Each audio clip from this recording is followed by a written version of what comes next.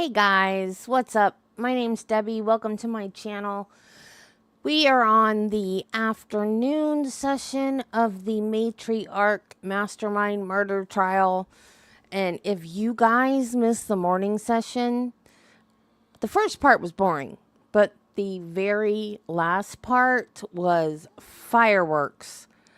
If you guys missed that, don't go now, but later, go back and watch it. Georgia was on fire. Oh my gosh. She has replaced Camille Vasquez as my favorite female attorney. She is amazeballs. Oh my gosh. Oh my gosh. She was so good. So good. I watched during the lunch break, I watched EDB, Emily D. Baker. She was behind, as always, because she stops and talks a lot more than I do, because she's a lawyer and knows more what's going on than I do. But she said that the last witness was not good at all for the defense. They should have just left off with the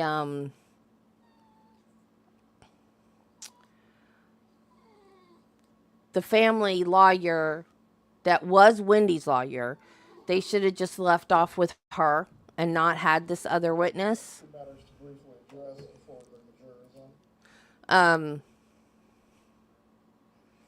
Because she was not good for the defense at all. Georgia ate her up. What does that mean, Nancy? I don't know what that means. Hush, Spike. I will share with you when I'm ready. Jill, get back in here. Hey, Judy. Hey, Nancy. Jill, what I say? Thank you guys for being here. I'm going to turn Jill over on my knee later.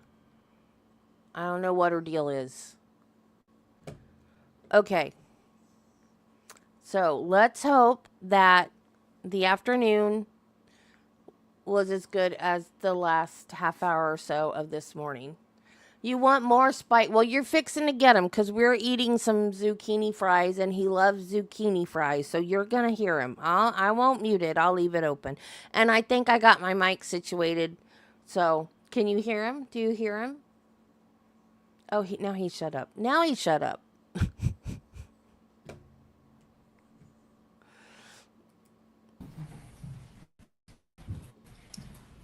First, concerning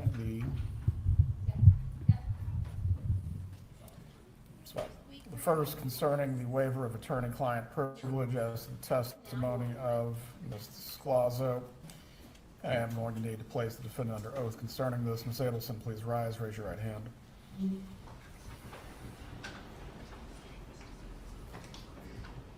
Raise your right hand, please. Do you swear or affirm the testimony you're about to give will be the truth? Yes. You can lower your hand. You understand with your former, or I guess I don't know the relationship exactly, but someone who has previously represented you, concerning their testimony today, are you waiving attorney-client privilege concerning what they will testify about? Yes, I am. Concerning that, Mr. Zellman, do you wish the court to make any further calls? Yes, Your Honor. The waiver is specific as to the counsel that our client received from Mr. Scalzo. Well, if you need to discuss with her what she's waiving, that's fine. I don't believe you can waive on her behalf.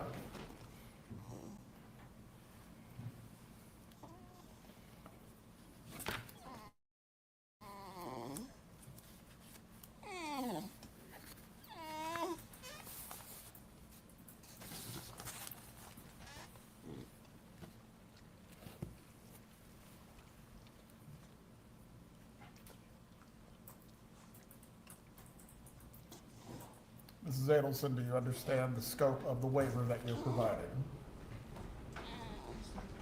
Do you understand the scope of the waiver that you're providing of attorney-client privilege? What is that scope? The information that we discussed after my son's trial regarding my state of mind. Is the defense planning to examine this witness on any other topics than what has been identified as the scope of the waiver? No, Your Honor. Very well. If other matters are inquired into that exceed the scope, at that point, we are going to have to send the jury out of the room. As I previously stated before, the state is permitted to cross-examine as to all topics that are inquired to on the defense direct, and also as well matters of impeachment and bias. Does the state need to be heard in any way? As to the other matter concerning whether Mrs. Adelson will testify as a part of the defense case in chief, Mr. Zellman, were you able to speak with her as to a final decision? I'll allow, the short answer is we were allowed 20 minutes during the lunch break to speak with Ms. Adelson. In addition to the time that you had yesterday and other times? Yes, Your Honor. If I may judge, the issue is that we... Well, one moment. Who's handling this matter? We're not tag teaming any arguments of any sort. Your Honor, what Ms. Fulford and I had discussed was the factual issues that are concerning our client's decision. She was more involved in than I was. So the only thing that I intended to address was the time that we had during the lunch break. Aside from that, I'm asking that Ms. Fulford be allowed to address the board. Ms. Fulford, go ahead. The issue that we're facing, Judge, is this was 6 days of testimony from witnesses for the state and a great deal of evidence that they have. We have discussed with our client, of course, her right to remain silent or whether she wants to testify or not.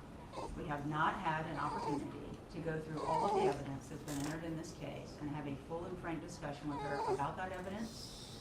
If there are any issues that she thinks need to be addressed for her testimony, whether she thinks she needs to testify or not, and what her decision is on that. When we had the break yesterday at 2:45 in the afternoon, you did not speak with your client concerning whether she wished to testify or review Absolutely. the evidence? Yes, Judge, and that's what I said. We have discussed with her whether she wants to testify or not. The defendant in every single case, Ms. Fulford, is faced with this moment as the defense case in chief ends.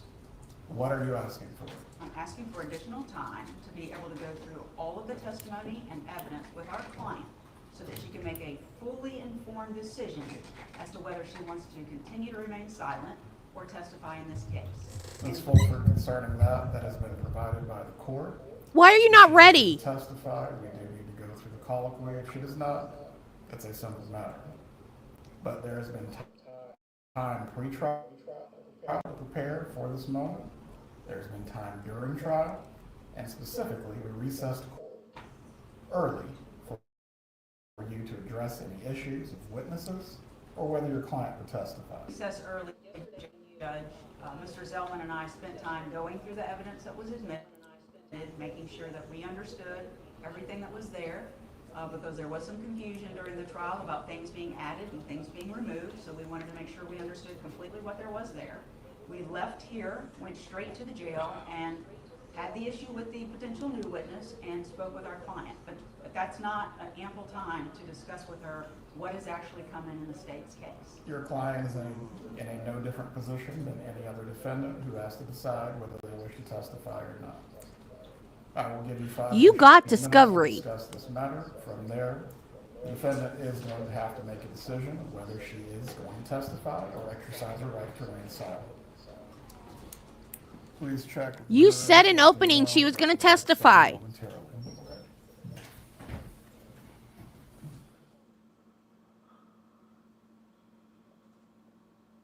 Oh my gosh. They just keep getting worse and worse. They have not been prepared since day one of this case.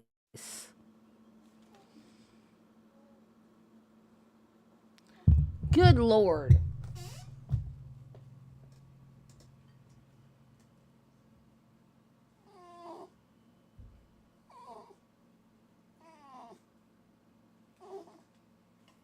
Never in my life. I'm sorry, that was rude.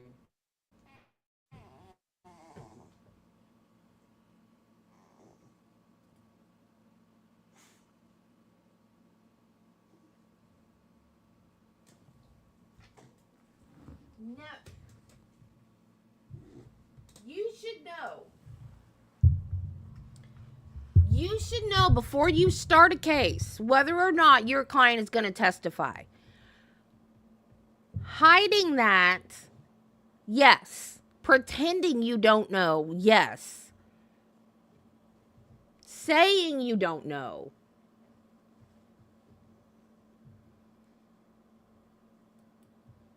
Yes. But you should know when you start that case. This is just unbelievable. And you got discovery. You know what the... I would love to see George's face right now. You got discovery. You know what the state has. Not only that, how many trials have there already been? You know what the state has. You know all the evidence. You've already seen all the evidence that the state has. Nothing was sprung on you.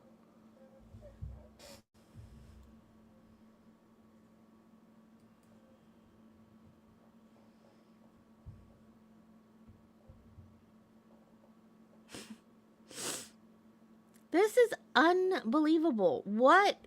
Is this a ploy on their end to make... The audience concerning things that are said by the defense.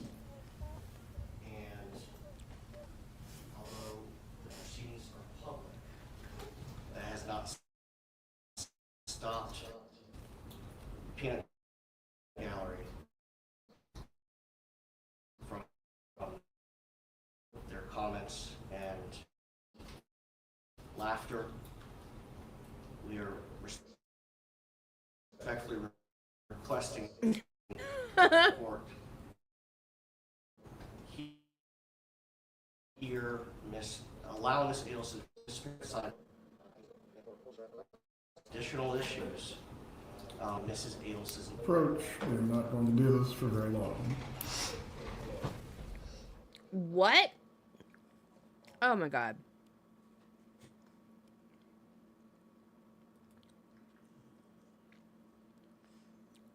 If you're going up there, you don't need the headphones anymore. Jeez.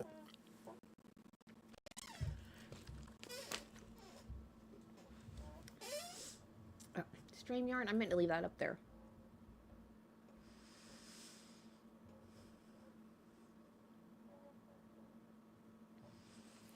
That's a distinct possibility. It could be a fight between her and the lawyers. I think she wants to testify. And it's not smart for her to do that.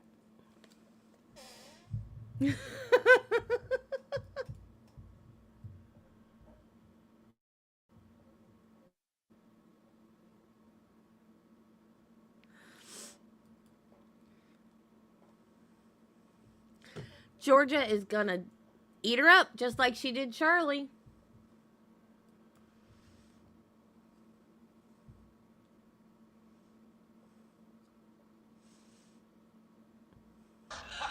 Oh, come on!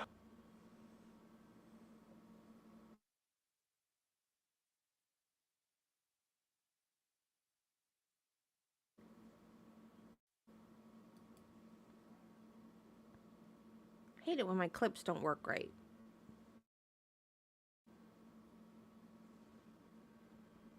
StreamYard's being persnickety today. Your Honor, I object! And why is that, Mr. Reed? Because it's devastating to my case! Overruled. Good call!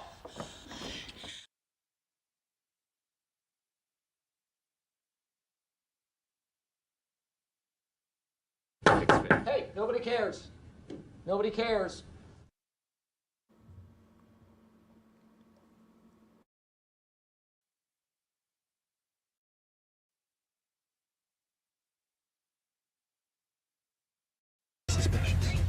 Don't be suspicious. No. Don't be suspicious. Don't be suspicious. Don't be suspicious. Don't be suspicious. Don't be suspicious.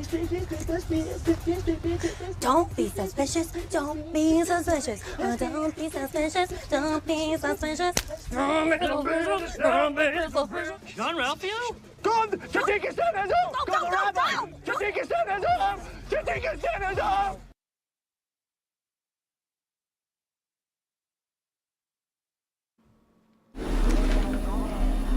It's been 84 years.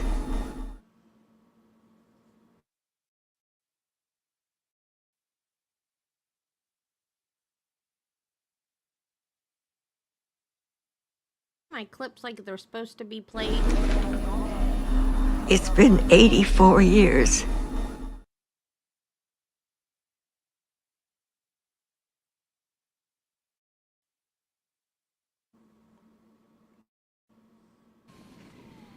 Have no fear. Justice shall prevail. The courts will decide. They say a man who represents himself has a fool for a client. Well, with God as my witness, I am that fool.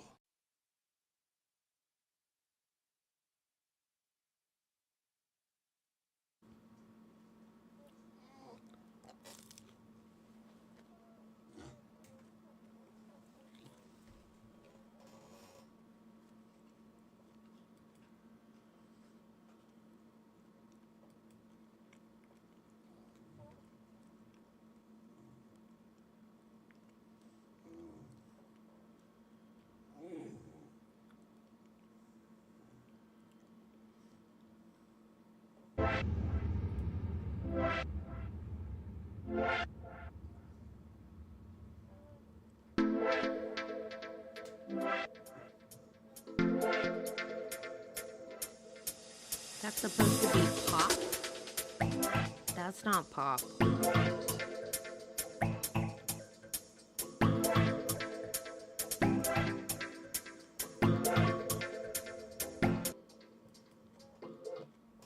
That's techno.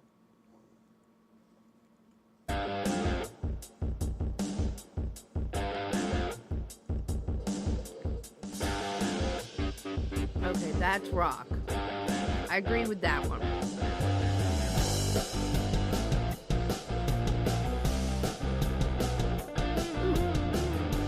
I like that. We could use that as our verdict music. We don't have verdict music. We could use that.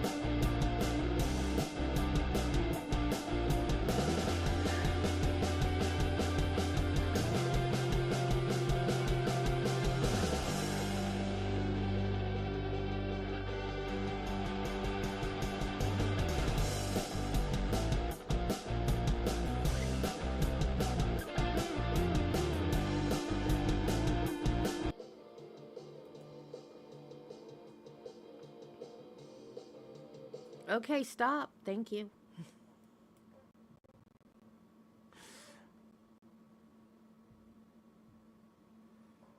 Jeez, now what?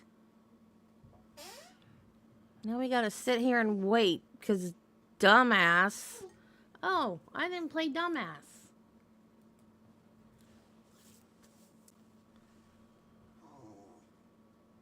Where'd my dumbass clip go? Dumbass! You dumbass! You're a dumbass! Such a dumbass! You're an ass!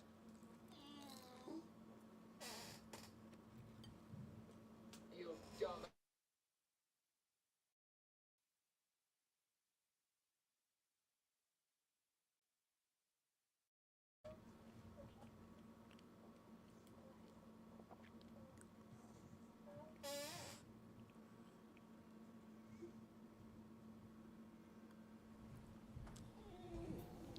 You can bring in juries.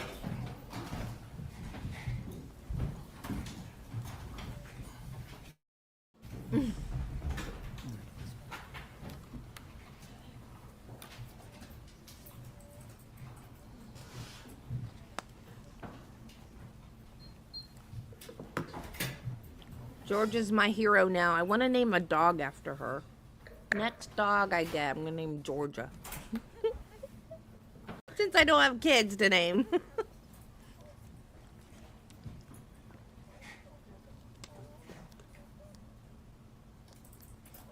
Or cat.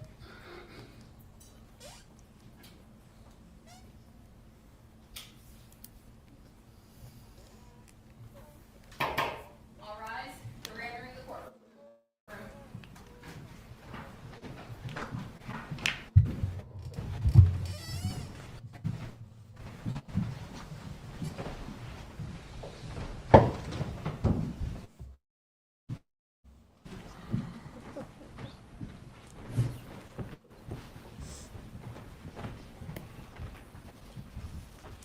Everyone can be seated. Members of the jury, I hope you had a restful lunch break. We are going to continue. Before we call our next witness, we laid the foundation through Luis Rivera for defense exhibit 50. At this point in time, we'd like to introduce that into evidence. Any objection from the state? Say whether or not she's Defense statement is testified. admitted. Thank you.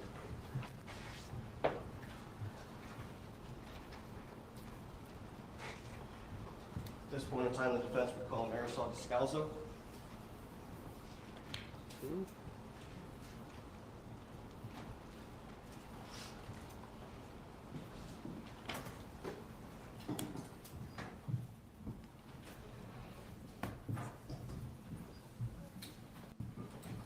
Please raise your right hand.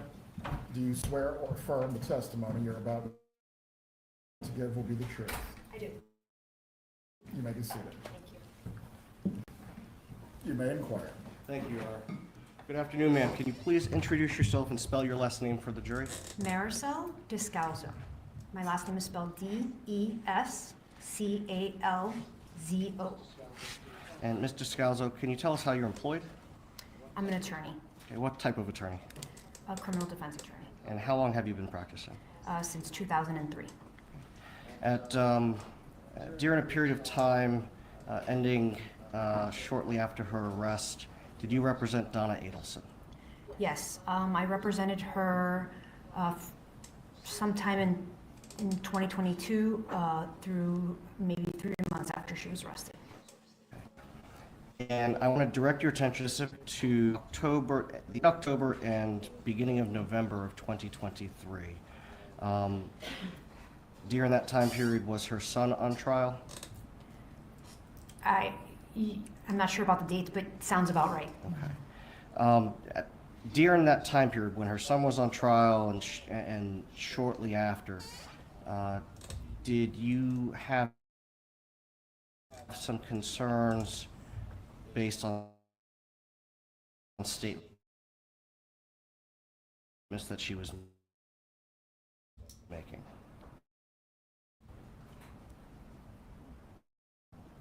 Concerns about numerous states on Charlie Adelson was convicted. Did that cause you to take any steps or actions to determine what you needed to do? Yes.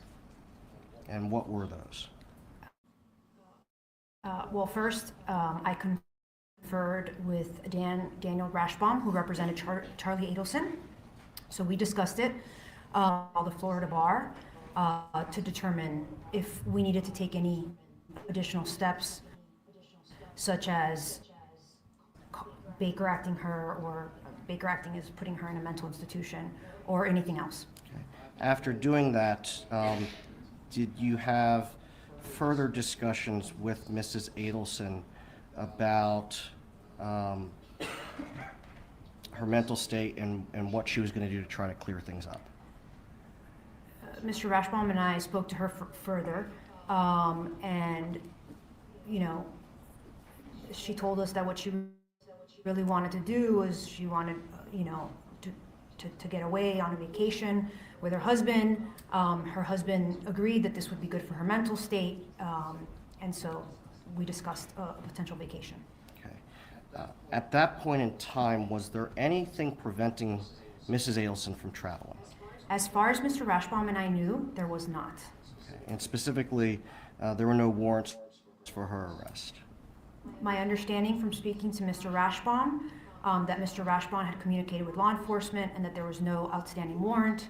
I had been in touch with the prosecutor of this case, and I apologize because I only remember your first name, but with Georgia. And we had discussed previously, not around this time, we had previously discussed that I represented Mrs. Adelson, so I assumed that if anything would happen, that if there was a warrant or if Ms. Adelson was going to be arrested, that I would be contacted. Did you advise Mrs. Adelson that if a warrant was issued, that you would provide her with that information so that she could self-surrender? So the discussions I had with Mrs. Adelson weren't exactly like that. Mrs. Adelson discussed what would happen if there was an arrest warrant, and the potential things that might happen. The prosecutor had never guaranteed for me that Mrs. Adelson could self-surrender. Okay. Did you tell her did you tell Mrs. Adelson that self-surrender was something that could happen? Yes, I did. Okay. And on November 6th, her son was convicted. Did you speak with her after that, specific as to her ability to travel? I don't remember the dates, but there was discussions about her traveling after the conviction, because around that time was when she was making the serious threat, was when Mrs. Adelson was making these serious threats about her life.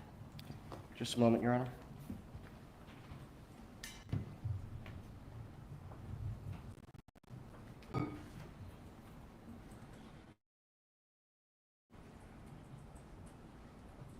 Nothing further, Your Honor? Cross-examination. Good afternoon.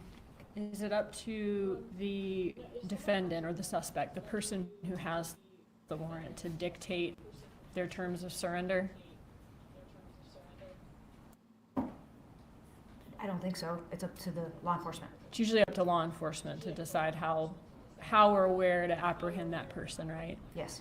But, so it's not a requirement of law enforcement to notify someone when they have a warrant, but that is sometimes a courtesy that's extended, is that right? That's correct. And that is a courtesy that's sometimes extended in situations where, let's say, someone is not a flight risk, right? It's in all sorts of situations you can have self-surrender extended to. I wouldn't limit it to only people that are not a flight risk. Okay, would that be one situation? I would assume so, yes. Okay, and you were told that by Georgia, by Ms. Kappelman, that you wanted to know whether she had a warrant, she could turn herself in. That was some amount of years ago? It was before, definitely before Charlie Adelson was convicted. It was on a phone call that I had. I offered it, and as I stated, Georgia Kappelman did not guarantee that. Okay. But that was before Charlie's trial or verdict? Correct. Okay.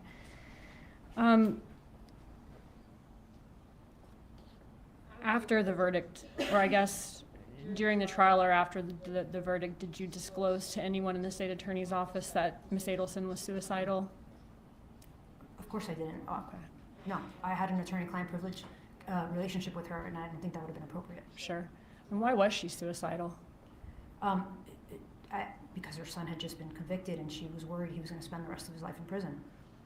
Was she also worried about getting convicted herself? I don't believe that was even crossed her mind. She was only worried about her son. Okay.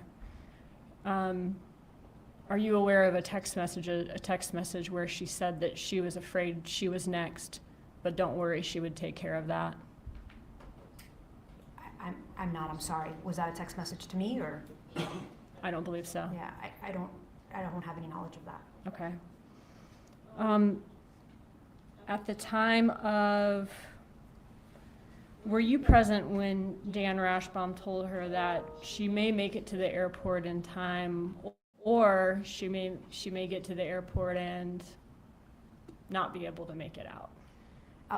Mr. Rashbaum and I don't believe that that was a telephone call. I don't believe that that was in person. And I was on a call, and I myself also told Mrs. Adelson that, that we did not know whether there was, that we understood there wasn't a warrant, but that didn't mean she couldn't get arrested at the airport.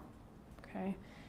When you suggested, I guess, was the suggestion that you said that she take a vacation? I don't believe I suggested it. I believe that that's something that was being discussed between Mrs. Adelson and her husband, as something that would help her with her mental state. Okay. So that's something they suggested, but not you? Correct. I did not suggest that they take a vacation. Oh, Okay. that's not good. Did you know at the time that the vacation that they were suggesting, they were considering Vietnam, China, or Korea? I did not know. Time you didn't have knowledge that they were specifically looking for non-extradition countries? I did not know one way or another where they would vacation to. If Donna Adelson was overheard by law enforcement debating between either committing suicide or fleeing to a non-extradition country, do you think that would change law enforcement stance that she could turn herself in?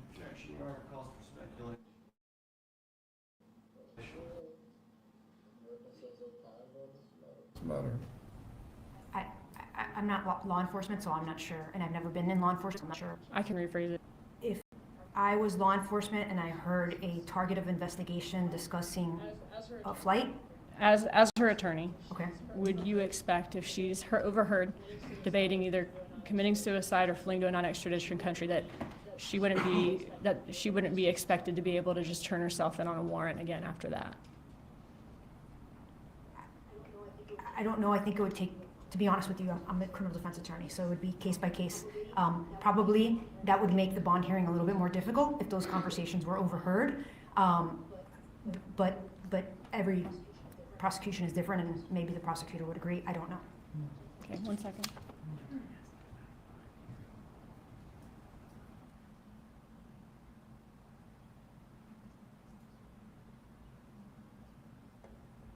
Oh man.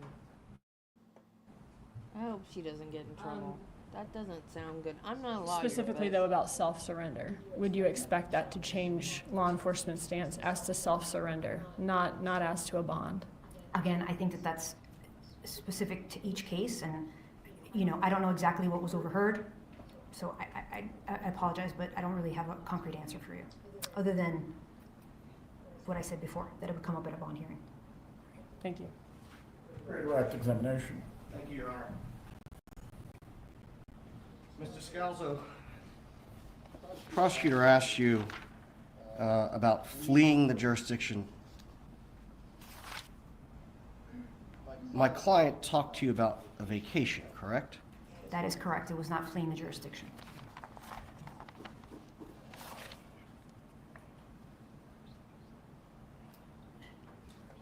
And the state also asked you about fleeing or going to a non-extradition country. Have you, in your career, dealt with extradition from foreign countries? Yes, I have.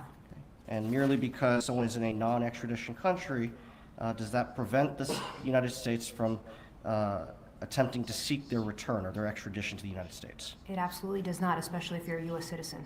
Nothing further. You may step down. Is this witness going to be recalled for any purpose?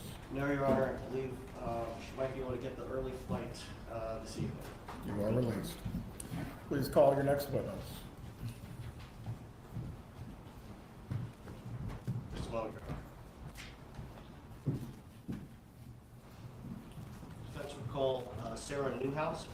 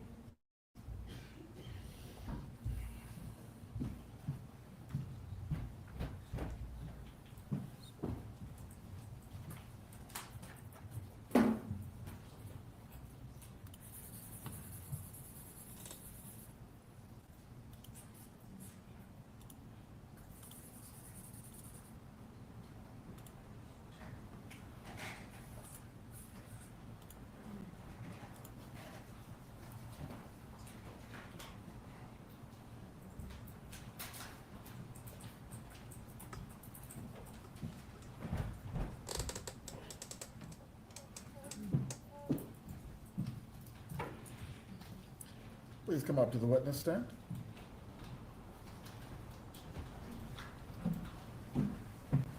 Raise your right hand now.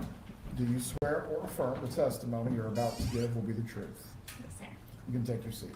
Please speak loudly and clearly. You may examine. Thank you, Your Honor. Good afternoon. Good afternoon. Can you please introduce yourself to the jury? Yes, my name is Sarah Newhouse, and I am currently the Behavioral Wellness Coordinator for the Police Department. Back in 2014, I was the victim advocate. You're a victim advocate for the Tallahassee Police Department? Yes, sir. Okay. And in your role as a victim advocate, what does that entail when you work for the police department?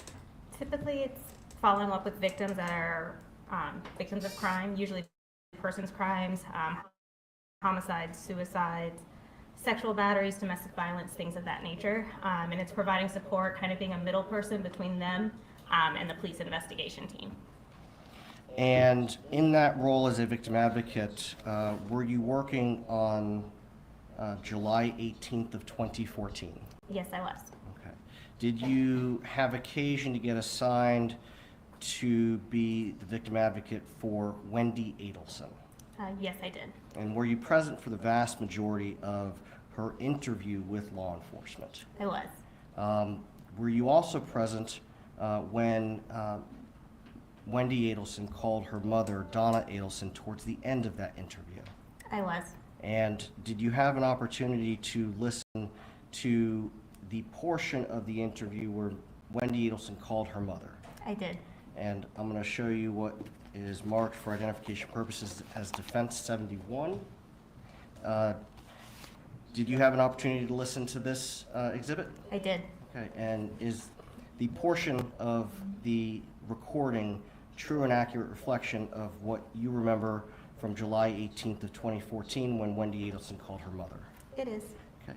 When Wendy Adelson called her mother, do you recall Donna Adelson's reaction to being told that Dan Markell had been shot? Yes. Okay.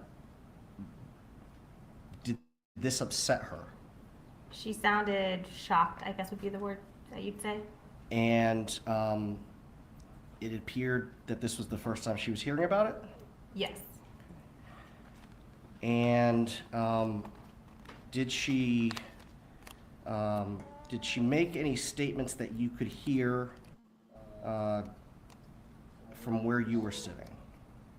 I don't recall if I could hear it other than reviewing the video, but it sounded like a normal amount of upset given a crisis situation. And at this point in time, I move into evidence Defense 71. Any objection? Judge, I haven't reviewed this exact item, but based on what the defense has represented to me is on there, I don't have an objection. I do want to review it on the break and reserve the right to object. So subject to that, objection. A lot of qualifications. Well, there's just... Members of the jury, we're going to take a brief break. The bailiff will take it to the jury room.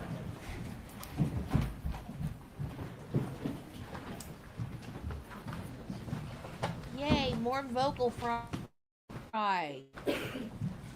What is with all these young women in the vocal fry?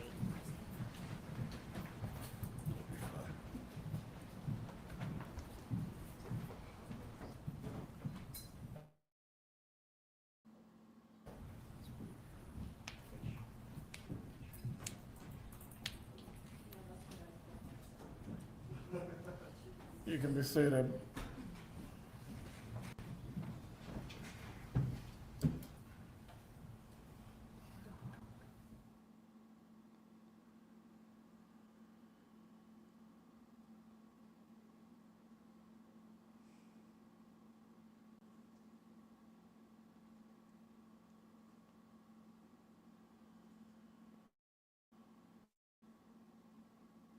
What did they do? Spring something on Georgia she hadn't seen yet?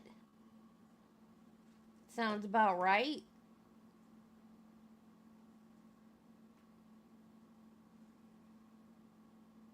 I don't know what this defense team's problem is. Like they've never lawyered before.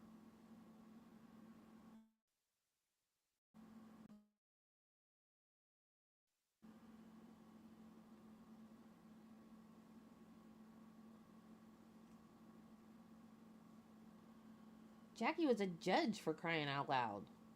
Not a good judge, but she was a judge. No, he doesn't like... Hey, chill. He doesn't like wasting the jury's time, and that's all the defense has done. That's what, Peter and Papa Trago said. Every time the defense gets up to put on a witness, or was it to put on a witness or to cross-examine? It might not have been the defense's case in chief yet when I saw their... No, it wasn't. Every time they get up to cross-examine. This is the worst day of my life before the call connects.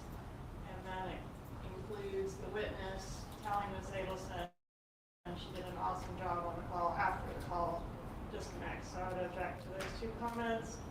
I'm fine. I understand they don't tend to publish it right now. So subject to those objections, no objection to the exhibit once those things are removed. As I indicated to Ms. Dugan when Ms. Kaplan was watching it, I got to remember how I snipped it, but I don't have a problem removing the comment before and the comment after before it's published for the jury. That defense 71 will be admitted. The proper redactions will need to be made. You can bring back in the jurors. But yeah, they said they have to take a break before he cross-examines every witness. Like, they've even mentioned...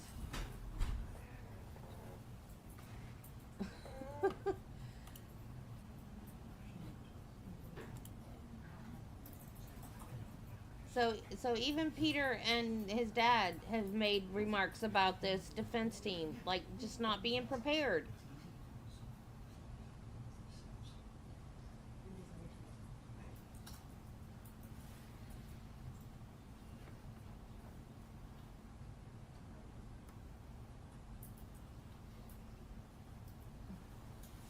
And yes, I'm notoriously late for things, but I hate it when professionals like that aren't prepared.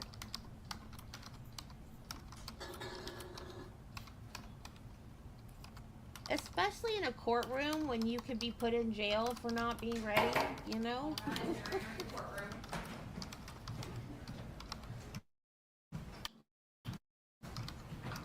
If I was a lawyer, I would make sure I was on time every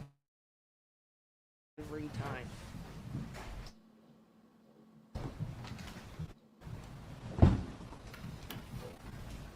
Everyone can be seated. Defense 71 is admitted at this time. You may continue with your examination. I have no further questions for this witness, Your Honor. Cross-examination. That's it? Oh, she sounded Did you hear shocked. any weeping or wailing going on at the other end of the phone during this phone call? Not that I recall, no. Did you know Donna Adelson? No. Have you ever met her? No. So you don't know what her normal demeanor is like? Correct, I don't. Okay. But Wendy Adelson, her daughter, presumably does know? Correct. Do you remember Wendy Adelson making the comment after that phone call that she handled that well? Objection, Your Honor. That's hearsay. That's exactly what was asked to be removed from the Please sit down. As to the hearsay, sustain. No further questions. Redirect. Your Honor, can you just strike the question from Ms. Kaplan? Members of the jury, you are to disregard. The last question of the prosecutor is to be struck from the record. You may step Georgia. down. Will the witness be recalled? You just screwed up your great cross you just did. To What your was exhibit, that? do you wish to publish or just leave in evidence? Not at this time, Your Honor. I do need to make the edits that were requested outside the presence of the jury so that it removes the two references. That could just take a few minutes. Well, the jury will have a brief break. They will take you to the jury room once again.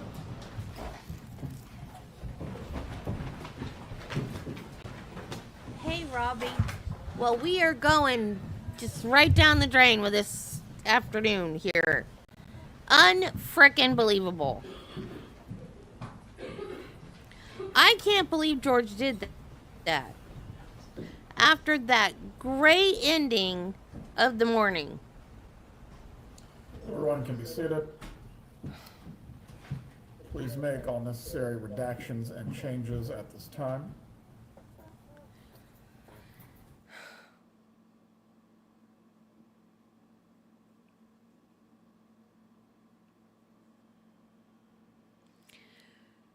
So she doesn't like the clip.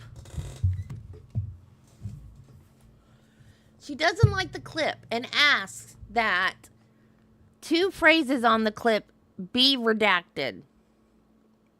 And then she asks the witness about one of those phrases that she wants redacted.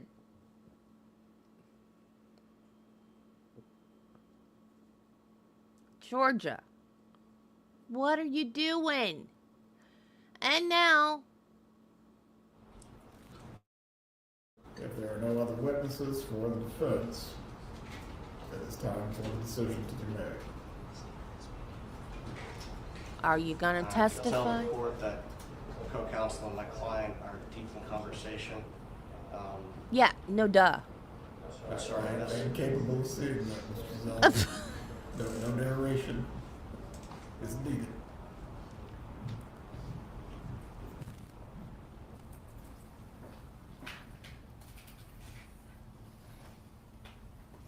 Donna, get your butt up there on the stand. You know you want to testify.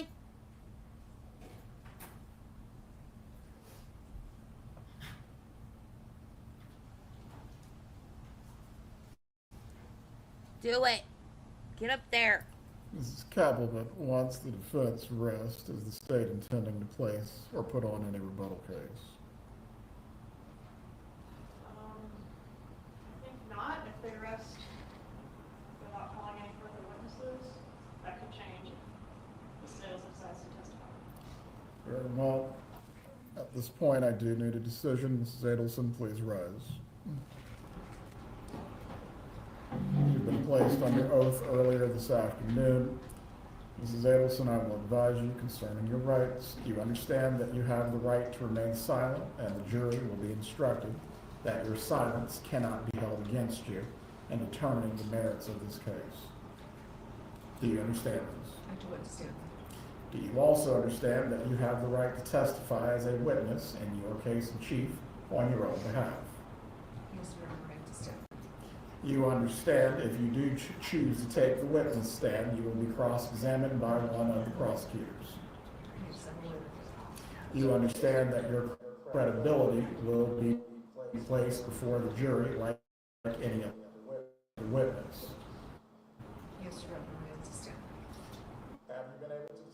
Have you been able to discuss with your attorneys the 2 rights that the court has placed before you? Yes, we discussed the rights. Concerning those rights as to whether you will remain silent or whether you will testify, have you made a decision concerning this matter? I haven't. I'm not prepared to make that decision. This decision affects the rest of my life.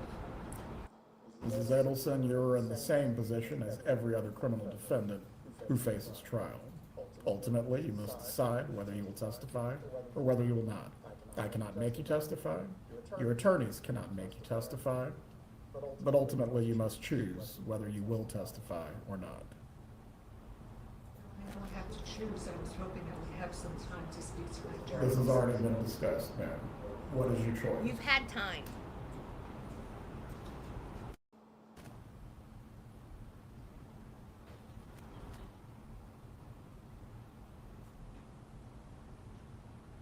Judge, since I was handling the prior witnesses while Ms. Fulford was speaking with Ms. Adelson, can I have a few minutes, please?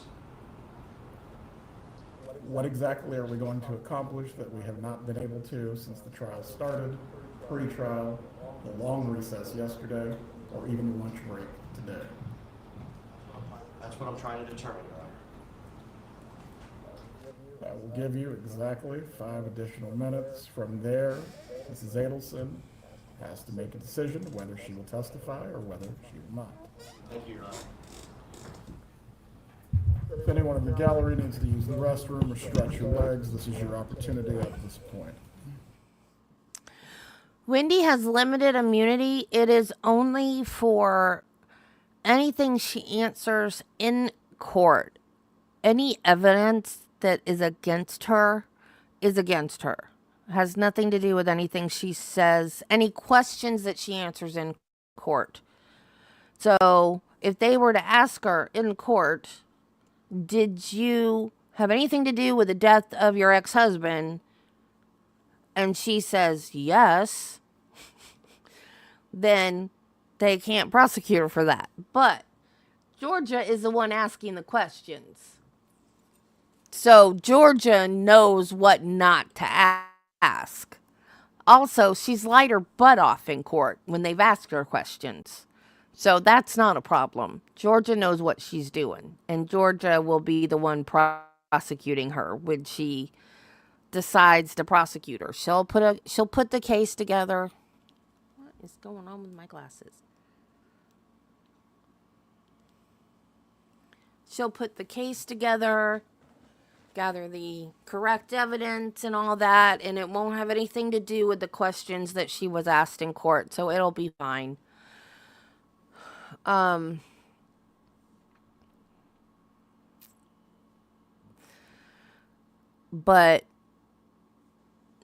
I don't know why Charlie didn't testify. He's there. They transferred him to Tallahassee.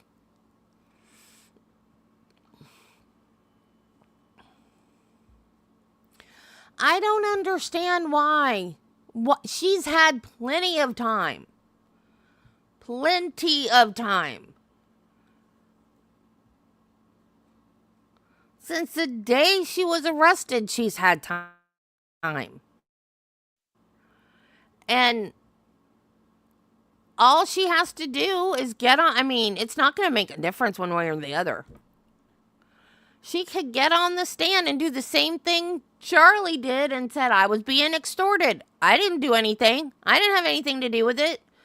But some man approached me on the street and said, you need to take care of my brother. Just like Charlie did. Maybe this jury will believe her story. They didn't believe, the other jury didn't believe Charlie, but who knows? Maybe this one will believe her. She could try it. It's really not going to make a difference. I think Wendy knew, absolutely. Especially because of that morning, she was going to drive by his house. And her kids were at his house. And they said she drove right up to the yellow police tape. Which, I don't remember her ever saying that. But she saw the police cars and everything. They made her turn around and leave. And she said that, I've never heard of a Stock the Bar party before, but she got an invitation to a Stock the Bar party, and she was going to the liquor store. First off, who goes to the liquor store early in the morning? But anyway, and she was going that way because she had lived there in that neighborhood, and that's the way she needed to go to the liquor store. But the thing is, she passed a whole bunch of other liquor stores on the way there. So why didn't she just go to the liquor store that she passed? So yeah, I think she absolutely knew about it. Fulford, Mrs. Adelson, the extra time that you've been provided, that has come to a conclusion.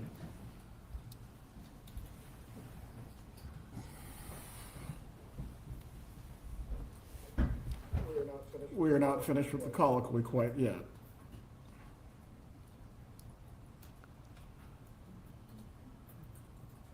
I am not talking for the sake of talking. Before we have to move into any contempt, we do need to move on.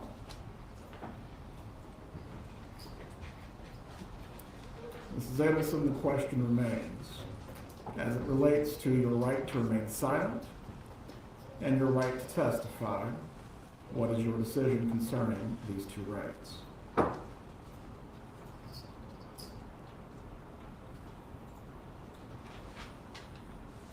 This time I don't want to testify. Very well. As I've previously stated, the jurors will be instructed that your silence cannot be held against you in any way. We will bring the jurors back out. The defense will rest its case on the record. Ms. Kappelman, you indicated the state will not have rebuttal. Did say that, Judge. May I have a moment to confer with co-counsel? Go ahead. No, Judy, I think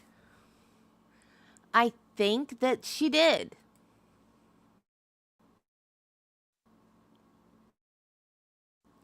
I think Wendy knew.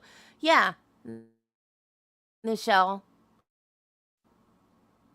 Because they called the TV repairman to fix a flat screen TV that was not broken, not like internally needed to be repaired. You don't flat screen TV that in the you throw kind of a, they rented a car that looked like her boyfriend's car, and both times when they went in June, when the hitman went in June, and then when they went in July, both times were times that her boyfriend Jeff was leaving town. And she told I don't know who she told. She told someone the route that Jeff was using to leave town.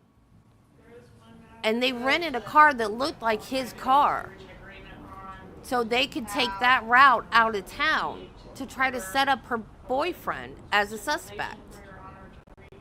So I think Wendy did know. Or we can decide the language now. I can find that more acceptable. It's a one-liner. The parties have stipulated or agreed that Patricia Bird was never listed on the defense witness lists. As to that, prepare the stipulation in writing. It needs to be signed by counsel for all parties and the defendant. From there, the stipulation will be read prior to the court going into further instructions. The preliminary copy of the jury instructions was sent to everyone this afternoon. Did everyone receive it? We received it, Your Honor. We have not yet had a chance to look through it. I'm still on the fence about Harvey too, though. I think he knew after the fact. I don't know if he knew before. We will send them home for the evening. I will give you a few minutes to look through the instructions. We'll go through the charge conference, and then tomorrow we will move into instructions and closings. Concerning whether or not we are going to rest at this point. Do you have another witness to call? That's what we need to discuss, Your Honor. We've done a lot of conferring. What is happening? Please quickly come to a decision as to whether there is another witness, in fact, for the defendants. This whole trial has been a cluster F. Good Lord. So they're not resting? What is happening? Good Lord. Do they even know what they're doing?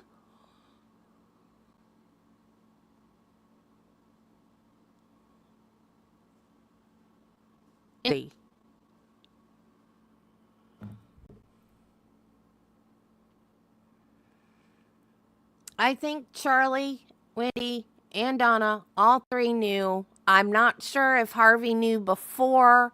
I think he knew after, when they were at the airport leaving. I think after it all happened, Donna told Harvey what was going on. That's what I think, personally. But yeah, I think Wendy knew. And I think that Wendy tried to set up Jeff to look like a suspect.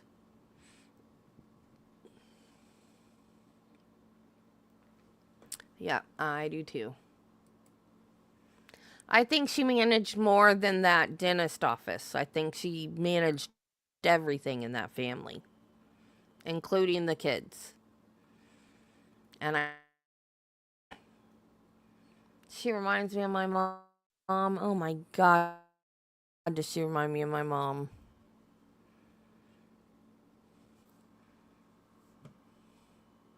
Did I take away the dude emoji? I don't know what I did. I just meant to delete one of the emojis, and I think I deleted all of them but the pets.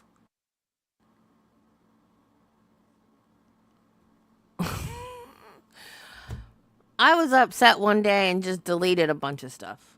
Did I? I'm sorry, I'll put it back.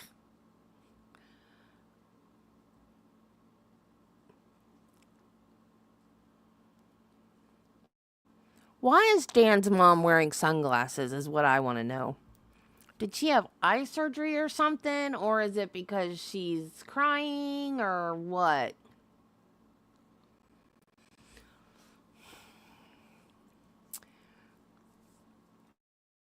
I was erasing the ones from the Karen Reed trial and I got over, I don't know, I overdid it. We need to put dude and ice cream back. Both qualify her hearsay exceptions. The state's indicated that they're objecting. If I could just have a moment.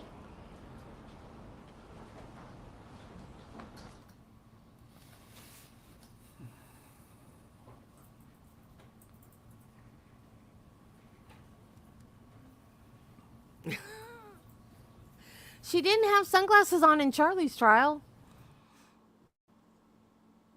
I already played that, Wiggles. You weren't here yet.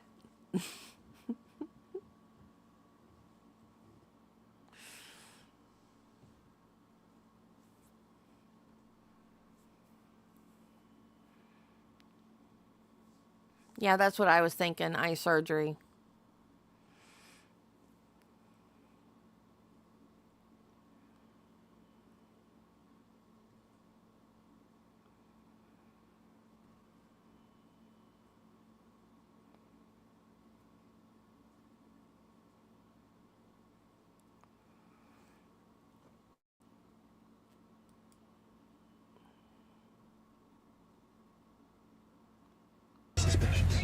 Don't be suspicious. No. Don't be suspicious. Don't be suspicious. Don't be suspicious. Don't be suspicious. Don't be suspicious. Don't be suspicious. Don't be suspicious. Don't be suspicious. Don't be suspicious. John Ralphio? Kom, je dikke stennis op! Kom eruit, man! Je dikke stennis op! Je dikke stennis op!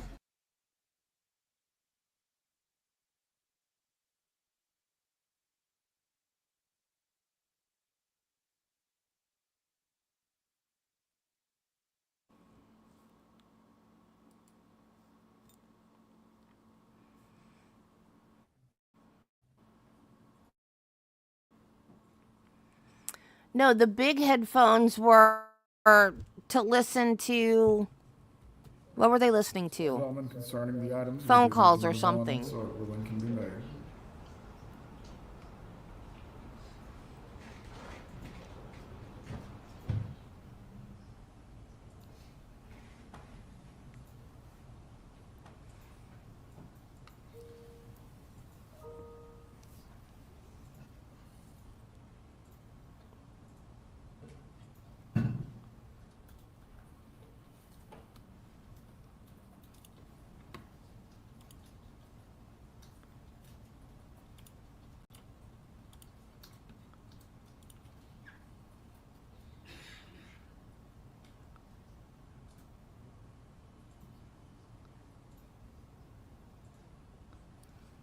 Yeah, and she had the one turned inside out.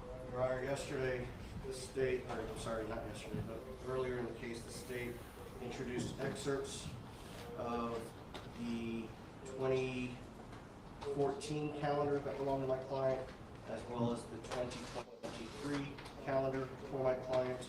Under the rule of completeness, we are asking that the court admit the complete 2014 calendar, as well as the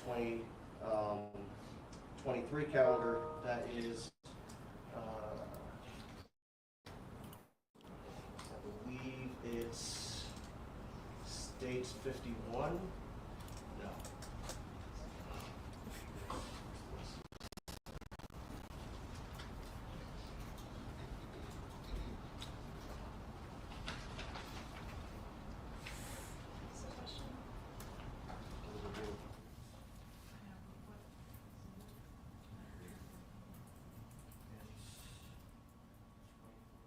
Really, Judy?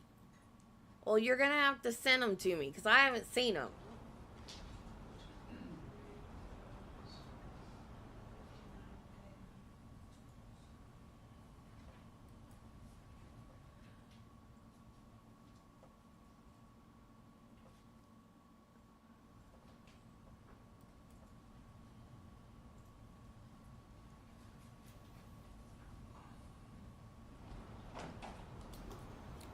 Councilman, concerning these items was the state's argument.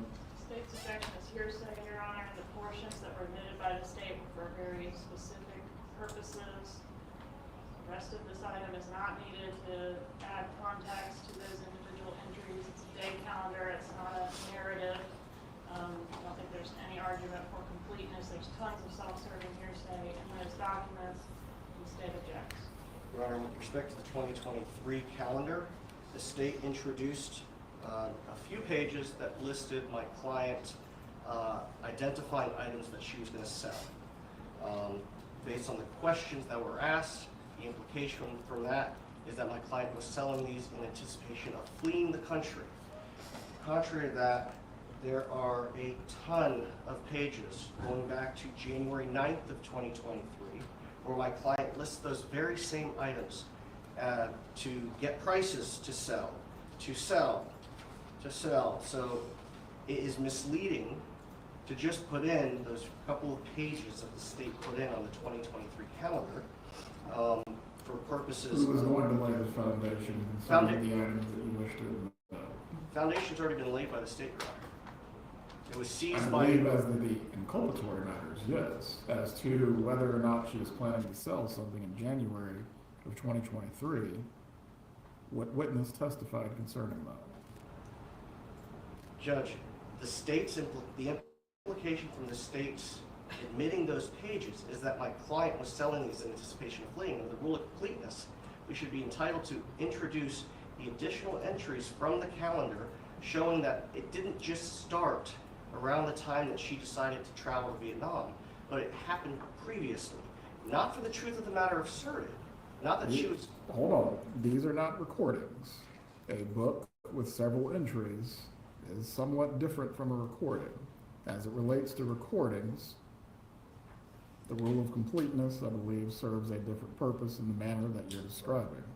Don't hurt yourself with that stretch, dude.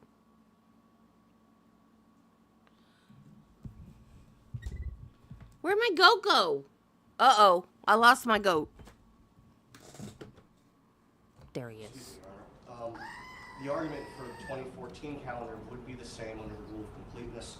Obviously, there are things in here, and I said this to Ms. Kaplan earlier, that include personal Well, didn't he already information that has rest? to be redacted. How can you rest Prior and then counsel start provided arguing a more? scanned copy of this to the state.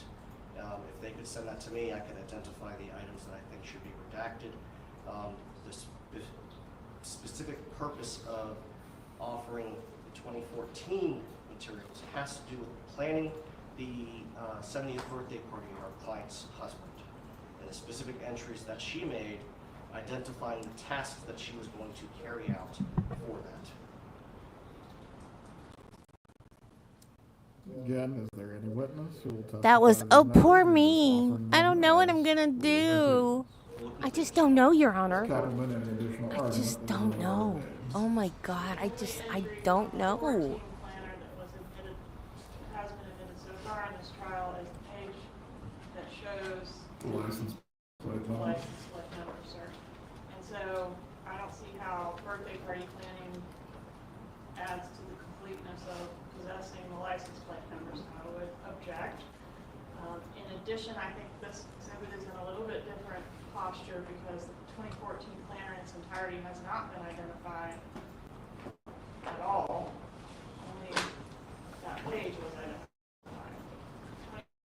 The 2023 planner was identified as a bio witness as they're being seized from the residence. I'll reserve ruling as the 2014 planner as well. Beyond that, if the court does permit these items to be admitted, the defense will be able to admit them prior to any instructions and closings, and you'll be able to argue them if they are admitted. Yes, Your Honor, and for the record, what I've done is I've marked the 2013 excerpts as defense, the 2023, sorry, as defense 51, and 2014 as 76. Please leave them with the clerk. Judge, if Your Honor does rule that those items are admissible, the state would request complete redactions of all the items that are not related to the specific purposes the defense articulated. Certainly no objection to that, Your Honor. Please bring in the jurors. And Judge, the state has made I want to check the redactions on this video.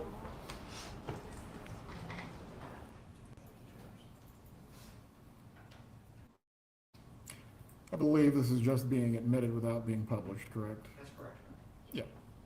Jurors are fine to come in.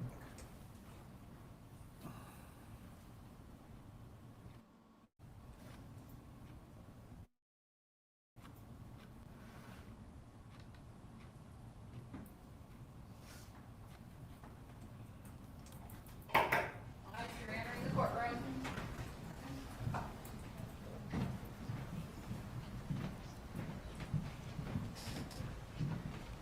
Are they going to be ready for closing tomorrow? Are we doing closings tomorrow? Or are they going to ask for an extra day? Do they have their instructions done? Everyone can be seated.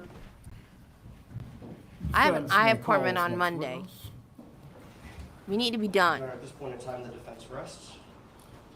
Members of the jury, with the defense having rested, is the state planning to recall or call any rebuttal witnesses? No, Your Honor. With both the state and defense having rested their cases at this time, we are going to go into recess for the evening. I have some matters that I need to discuss with the parties, and from there tomorrow you will receive your instruction on law and the closing arguments will take place. Once again, do not discuss this case with each other or any other person. Do not seek out any additional or outside information from what has been presented. Please report tomorrow at 8:45 and we will get started at 9 o'clock, or at least attempt to. Have a good evening.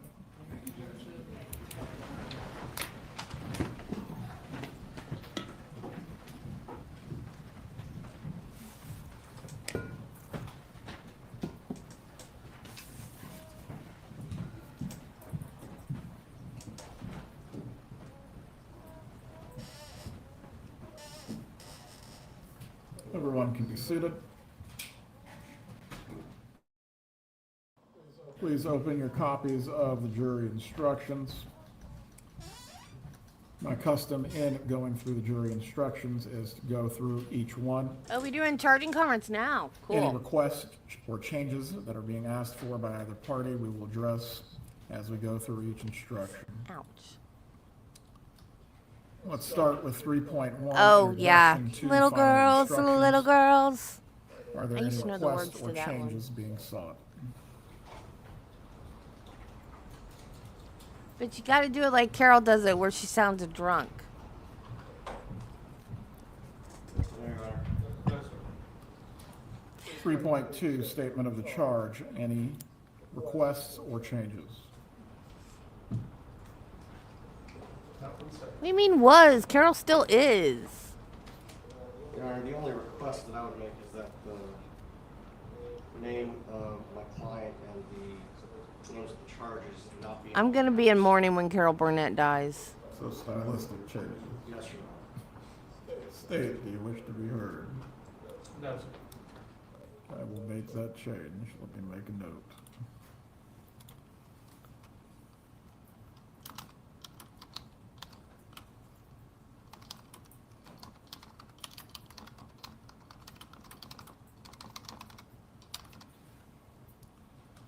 Moving on to 7.1, introduction to homicide. This is a mandatory instruction in all murder cases.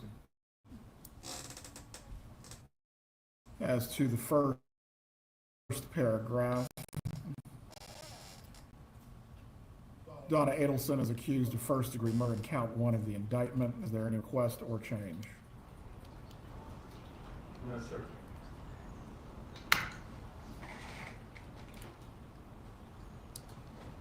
As to the next paragraph concerning lesser includeds, is the defense asking for all category There's 1 a lesser included? Carol Burnett show YouTube channel that's live 24/7. I love it.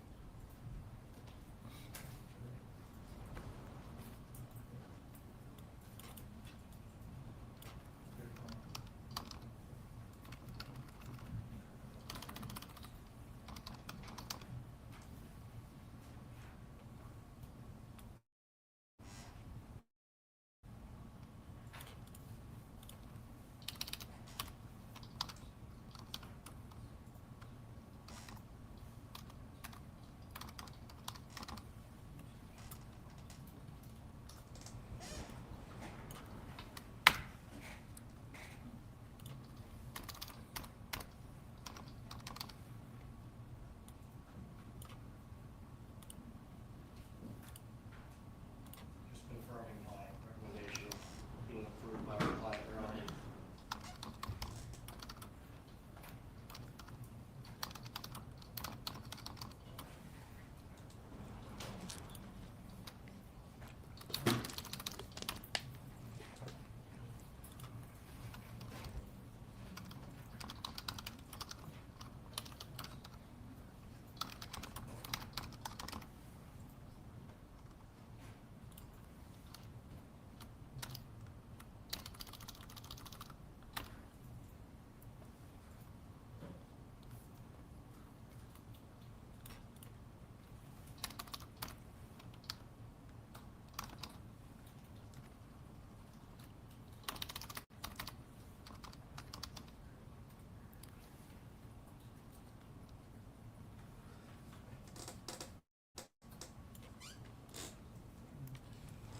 Your Honor, the defense would request the manslaughter lesser. As to the second degree lesser, are you requesting that as well as category 1?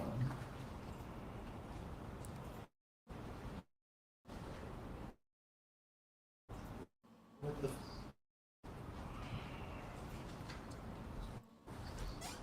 Oh, cool, Wiggles. I didn't know that.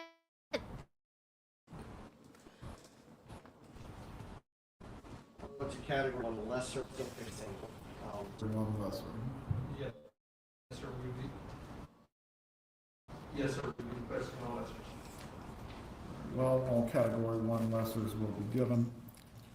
Second paragraph will read in the introduction, first degree murder. Yeah, I've already includes watched lesser all of those crimes on of Peacock. second degree murder and manslaughter, all of which are unlawful. However, a killing that was excusable or that was committed by the justifiable use of deadly force is lawful. Candygram. I believe the indictment refers to the victim as Daniel Markel. Does either party have a preference? To conform the indictment, we would request his full name, Your Honor. Acceptable, sir. If you find Daniel Markel was killed by Donna Adelson,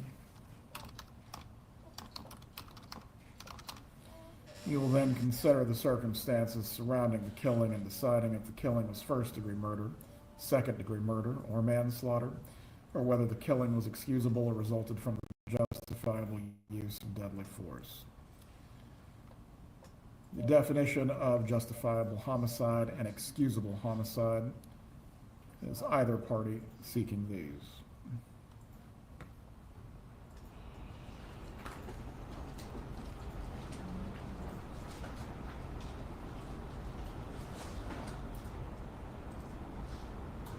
Not entirely certain we have any evidence in the record that would support giving them, but as either party requested. Just a moment, Your Honor.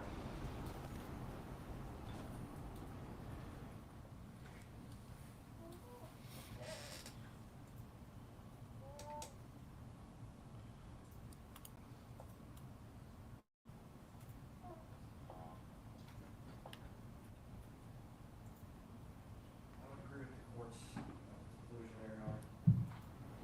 Mr. Evans, Ms. Koppelman, No objection removed. Just the definitions of justifiable and excusable homicide will be removed. As to any other degrees, I believe the evidence remains the evidence. I do not find where there is a basis to give either set of instructions as to the lessons. Final paragraph I of love the the Blues introduction will Brothers. read, I now instruct you on the circumstances that must be proved before And Donna Roseanne, Adelson Rosanna, may Dana. be found guilty of first-degree murder or any lesser included Jane, you ignorant slut.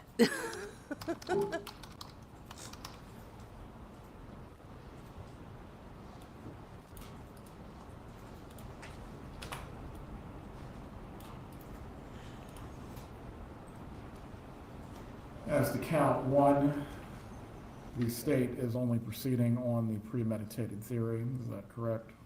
Yes, sir. Any reference to felony murder will be Oh removed. yeah, he does a good Joe Cocker.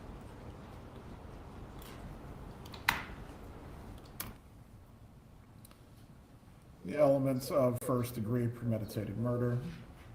Element 1, Daniel Markel is dead. Element 2, the death was caused by the criminal act of Donna Adelson. Element 3, there was a premeditated killing of Daniel Markel.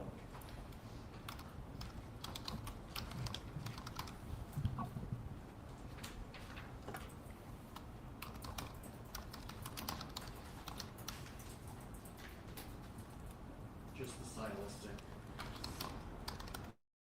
issues. Oh, but what about Very well. Steve Martin? Instead of Two caps, wild there will and be crazy guys. lowercase. Moving on to the definitions. The definition of an act will be given. Killing with premeditation, Superstar. that will be given. The question of premeditation, that will be given. The portion that will be omitted. God, how do we give find only if each there's other? evidence the defendant acted in We the are heat of all passion so and legally alike. It's adequate crazy. provocation, that will be removed. In living color. Homie, don't play that.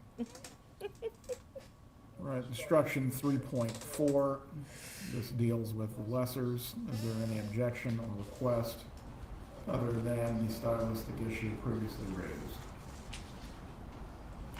No, sir. It's weird though, right? We're all goofballs, yet we like Law and Order. How is that even possible? Why aren't we all in jail?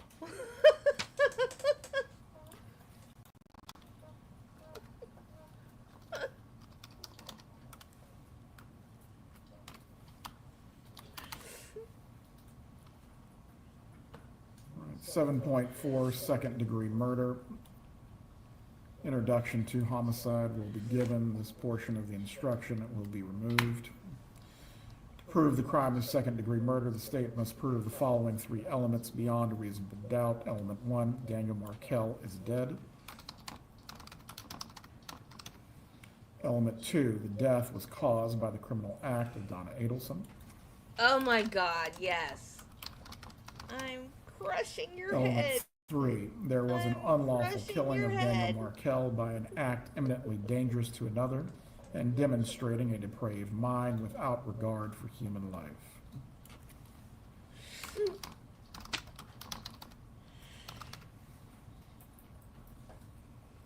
As to the definitions, I believe act is repeated. Is there any objection to this stating? An act has been previously defined above.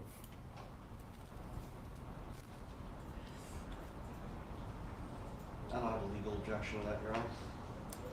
Mr. Evans? No objection.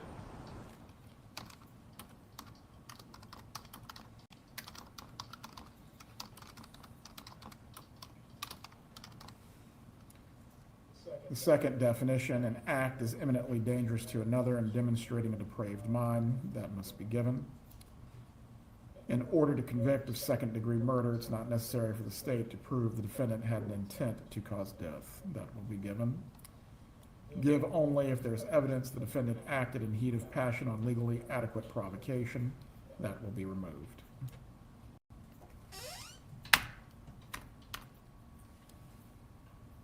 Next lesser, 7.7 manslaughter. To prove the crime of manslaughter, the state must prove the following two elements beyond a reasonable doubt. Element 1, Daniel Markel is dead.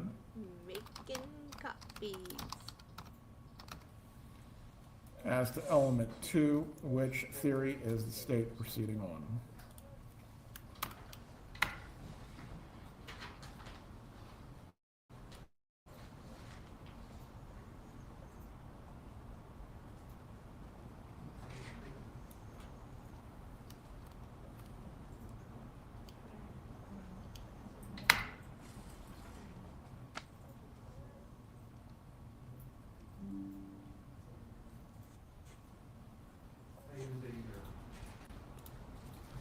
Well,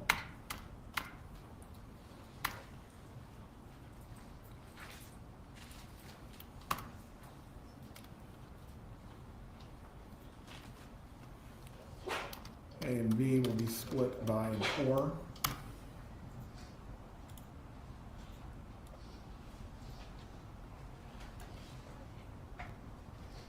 Donna Adelson intentionally committed an act or acts that caused the death of Daniel Markel, or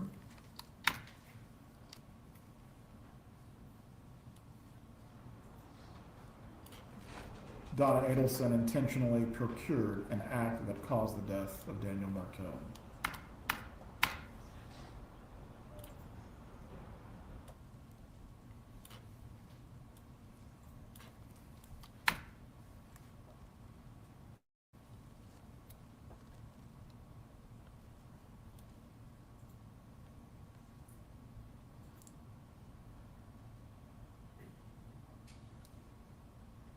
Right.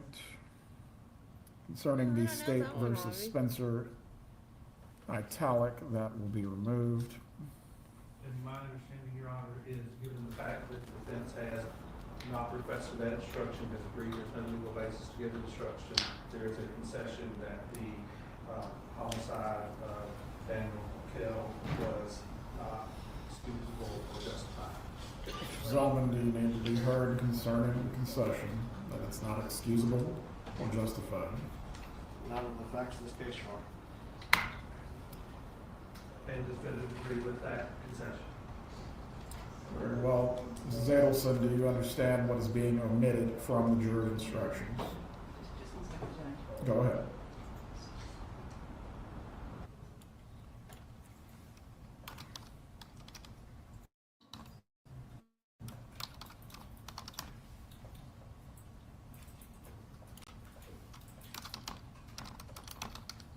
I'm disappointed. I thought for sure she testified.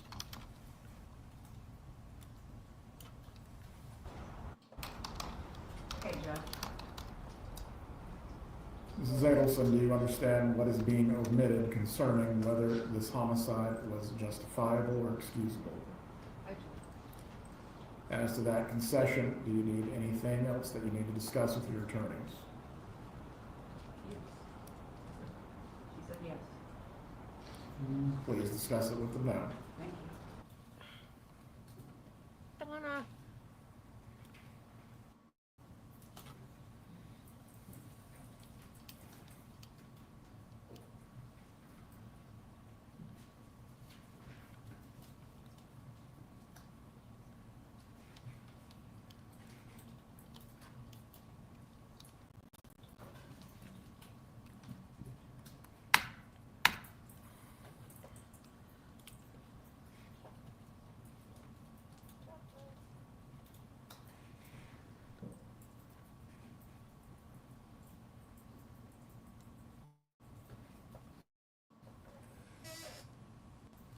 Yeah, I remember he was on Mike Douglas or something like that when I was a kid. You know, so he had to be clean because it was a talk show. And he used to do a bit where he talked about my room. That's where all my toys are. Okay. Yeah, I'll go to my room. And I thought that was hilarious when I was a kid. Yeah, that's right. It's not a bad thing to be sent to my room. And I thought that was the funniest thing I'd ever heard in my life. So, from the time I was a little kid, I loved George Carlin all the way And then till, you know, I got older and I listened to his adult You stuff. I understand the love George concession that Carlin. is being made as to justifiable and excusable homicide. I understand that. You are giving your consent to this. I like that CTV too. Let's move on at this point. The paragraph that states every person has a duty to act reasonably toward others. If there is a violation of that duty without any conscious intention to harm, that violation is negligence. The defendant cannot be guilty of manslaughter by committing a merely negligent act. I believe the period needs to go there because there will not be John any discussion Candy. of justifiable or excusable homicide. Um, Does either Rick party wish to be Moranis, heard? We can carry her off. Dave, oh, what's his last In name? order to convict of manslaughter by act, that paragraph will be given. The last portion. In order to convict of manslaughter by act, it is not necessary for the state to prove that the defendant had an intent to cause death, only an intent to They commit an did act that. that was not merely They did the negligent 12 days of and Christmas, was- but they did and it which like caused death. The justifiable and excusable portion of the On sentence the- would be removed. Does either party wish to be heard? on the first day of Christmas was beer. What? There you go. The McKenzie brothers. That was it. The definition of procure will be given. And all And they other played a couple of references moose to in a culpable Disney movie. negligence In Brother will be Bear. removed. Moving on to 3.5 sub A, principles. The two elements are static. And the mom As from to Home the Alone. portion What's her below name? that is italicized, They all started on or any of SCTV. the italicized portions being requested.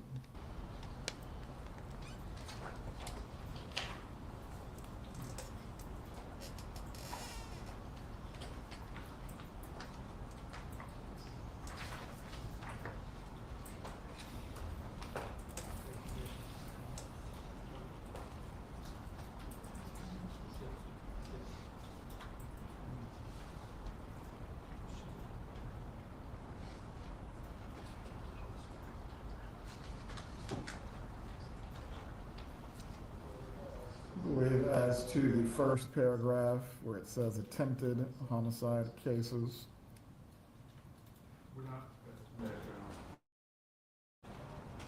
this is for the completed offense. say that one more time, Mr. Evans. We're not asking for the attempt, we're just asking for Correct. completed offenses. I believe that instruction must be given for first-degree premeditated murder, and all references to attempts of any other sort will be removed.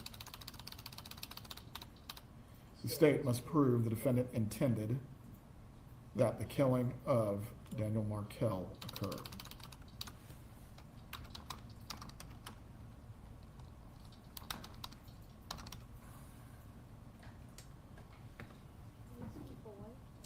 As to the paragraph that concerns second-degree murder, felony murder, or other attempts,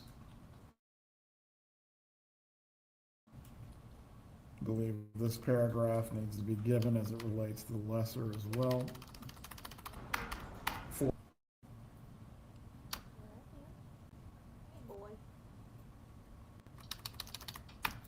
it is not necessary for the state to prove the defendant intended the death of Daniel Markell. Your Honor, I think under that, the manslaughter instruction, or manslaughter needs to be included.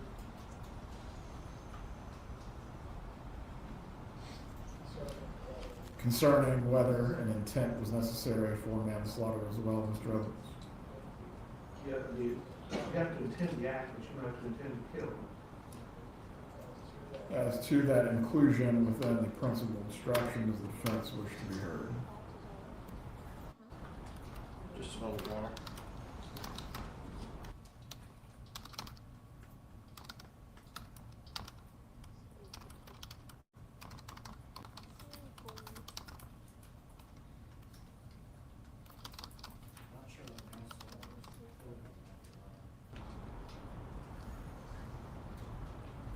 It's not included in the standard instruction, no. Can I have some time to research that to make sure that I'm not inviting error? That's fine.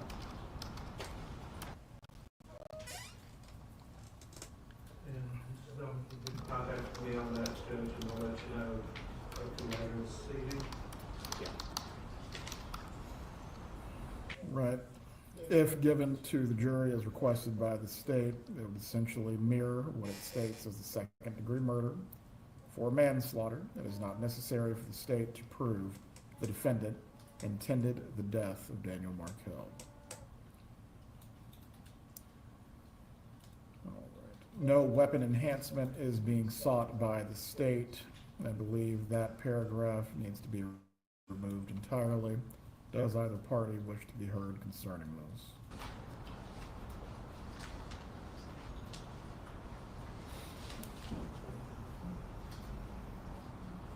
Are you asked? For cases where the criminal statute includes a higher degree because of a firearm. Yes, sir. I excuse that, move down the principles already connected with that. So I ask yes or no. There's no evidence that the defendant in this case actually possessed the firearm, so no, we're not requesting. It will be removed.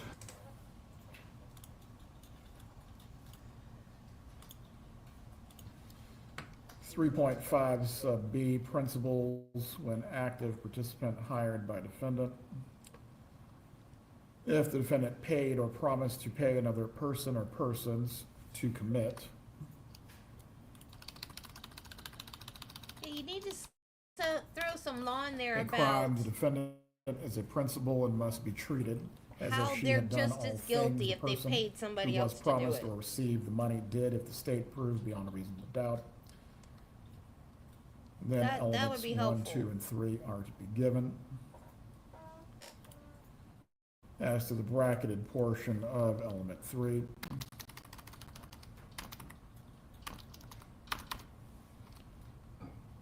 the offense that the state is asking for to read in element 3, would this be first-degree murder? I'm sorry, Your Honor. Can you say it again? Element 3, the bracketed portion that says crime or attempt, the crime that the state is requesting, is that first-degree murder? No, sir, but I don't believe it. I think this is the worst defense case I have ever seen. Crime was And I've watched a lot of trials. So not a specific crime. It was just awful. crime. Yes, and I think that's why we have attempt. None. Unless you want the offense to be named, I will leave it at crime. No witness made me even Crime is the appropriate one given the statute. slightly change my mind. I'm gonna look at the standard, Your Honor. The other person that is referred to in the bracketed portion, were any specific names being sought or just the other person? Just the other person, Your Honor. I would ask that the individuals, Secretary Garcia and Luis Rivera be named. I believe within the indictment. Oh, no, you can the move named boyfriends. Co-conspirators That's are fine. Charles Adelson, Catherine Manawa, and or other persons. Oh, the O.J. Simpson trial was a circus. It was just as much about the lawyers yelling at each other and getting in trouble as it was the murder trial. For count 1, Your Honor.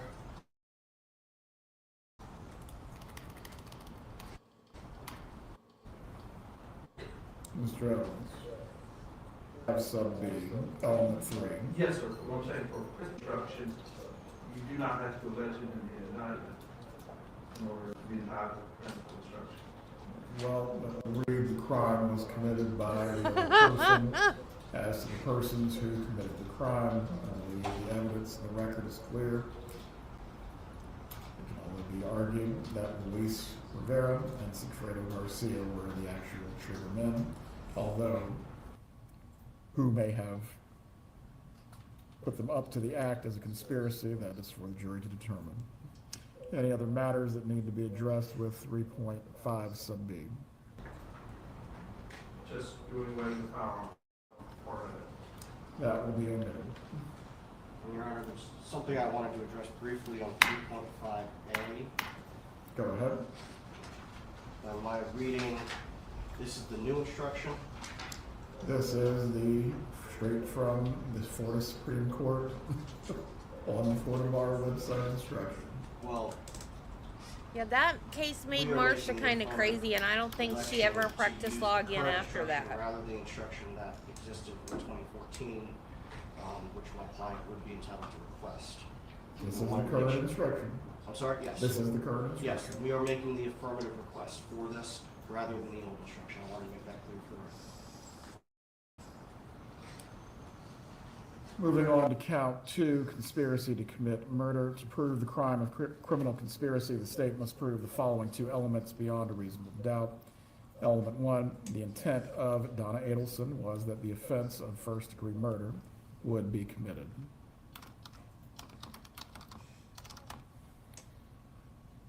Element 2, as to agreed, conspired, combined, or confederated, which are being requested by the state. All four.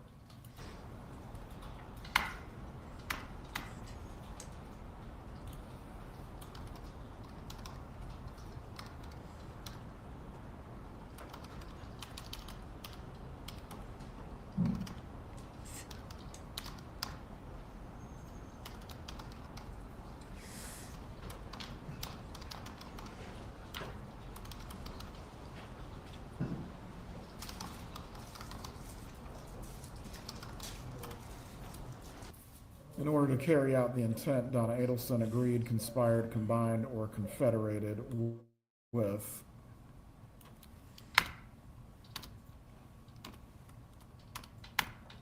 Charles Adelson, Catherine McBenois, and/or other persons to cause the first-degree murder to be committed either by them or one of them or by some other person. Your Honor, on that, I think I understand the way it is written, but in order to avoid confusion, because the and or would apply. Yeah, it's still going on. She's been doing it forever. I got bored and quit watching it. Every once in a while, I pop in to say hi. You're just requesting an and/or between the names. Yes. Defense wish to be heard. Your Honor, I always have a heartburn when I see and or in a jury instruction. Going back to the indictment, these are the individuals that are within the charging document. I understand that it's in the indictment. I think it leads to potential confusion with the jury. We would ask that and or not be included. And if that's the case, then you could put simply or. So and or, my understanding. Cardi B won my her trial. understanding and or are, it can include, basically, if you put something or, it means this one, this one, or this one, or this one, or this one. And so in this case, if it's Charles Adelson or Catherine McBenois or other persons, that would be acceptable to say. I don't have a legal objection. Conjunction? Yes. What's your option? Yeah. Very well, Charles Adelson or Catherine McBenois or other persons.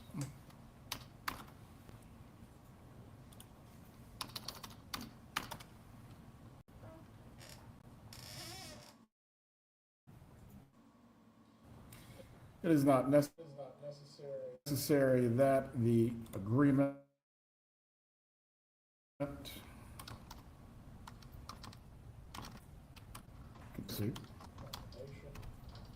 combination, federation to commit first-degree murder be expressed in any particular words or that words pass between the conspirators.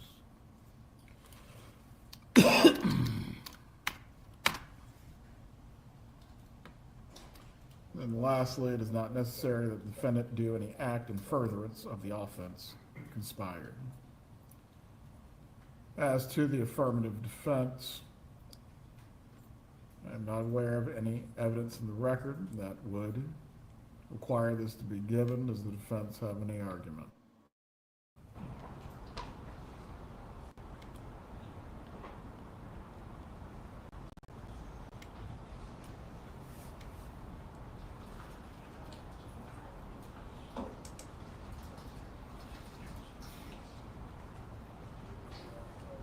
We agree, Your Honor, there's no evidence of it.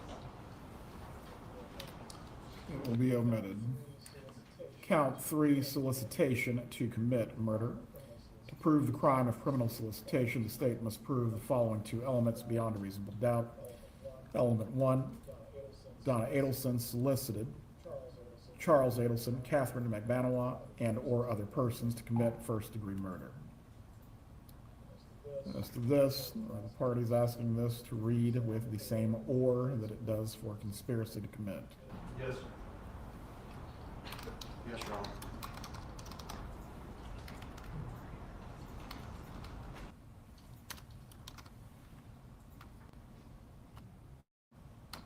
Why does the sound keep going in and out like that?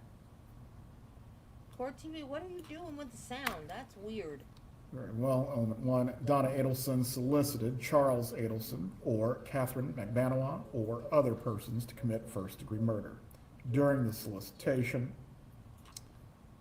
which are being requested by the state.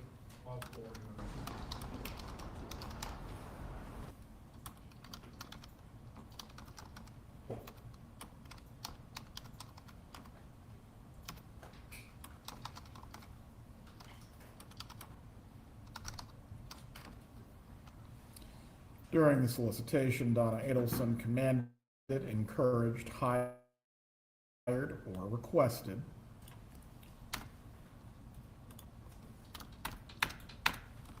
Charles Adelson or Catherine McBanois or other persons to engage in specific conduct which would constitute the commission of first-degree murder. It is not necessary that the defendant do any act in furtherance of the offense solicited. The crime of first-degree murder has been previously defined in these instructions. The definition of solicit must be given as well. The affirmative defense will be omitted based on lack of evidence. Your Honor, I believe we're also entitled to a principal instruction on solicitation. I think the only area. Go ahead. I think the only area principle doesn't apply is for conspiracy. Do you wish for me to move then the 2 principal instructions to the very end, and then they can be argued as to counts 1 and 3 is necessary? You could put it there, or you could simply state the principal instruction applies to solicitation, commit murder, and It's fine when the jury's in the room. When the jury leaves, I don't know what happens to the We would mics. object, Your Honor. I don't know if they turn them off or they go to a different recording One of the system or principal to what. solicitation. It's weird. I'm not sure The that that's sound correct. changes. As with the previous issue, I want an opportunity to look at that. That's not been requested. in Drives me previous crazy. co-defendants trials, or at least it hasn't been. We're still listening even though I think the jury's easiest way gone. to settle this would be to move the 2 instructions to the end of the counts, and then that way they can be argued as necessary for which counts they apply to. The concern that the defense has, Your Honor, is whether or not it's legally appropriate.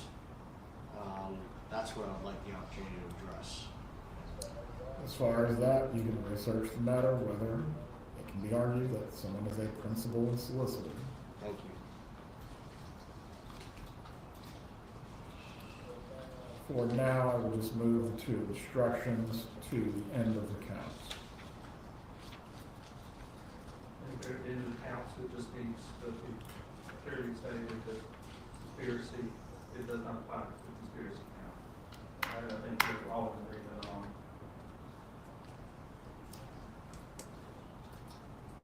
I can add it, but ultimately, no instruction can be argued as to defense that it does not apply to. Does the defense wish for me to add at the end of the principal instructions that this does not apply to conspiracy?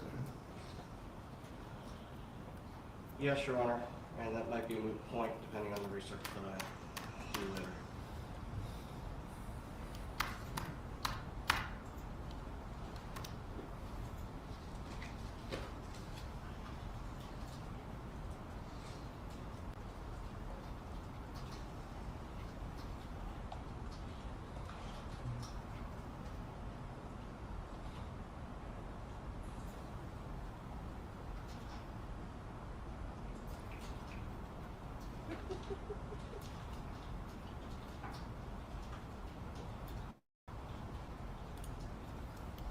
And I'll just add at the bottom the principal theory.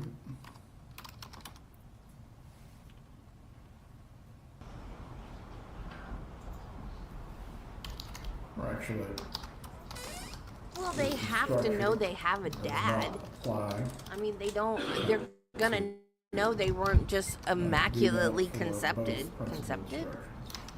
That's not a word, Debbie.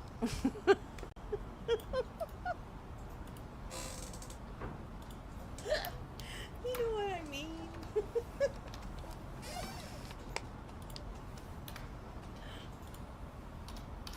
Right, moving on to intent as a standalone instruction. This is not a standard instruction, but comes from standard jury instruction 13.1 burglary, which gives a definition of intent. This was given in the prior trial for Charles Adelson, and I have given it previously in murder cases. Is either party requesting it, or do you wish for it to be removed? We're requesting it, Your Honor.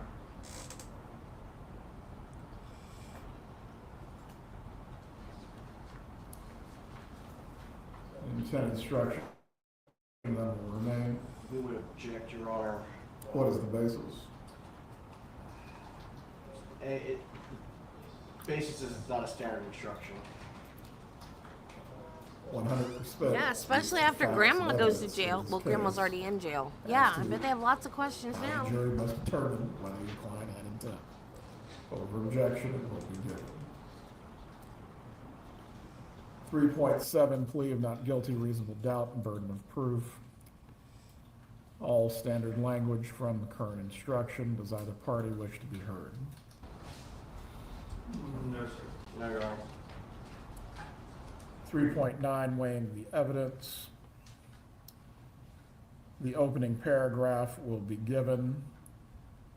As to the witness testimony, 1 through 5 will be given. As to the give as applicables, which are being requested.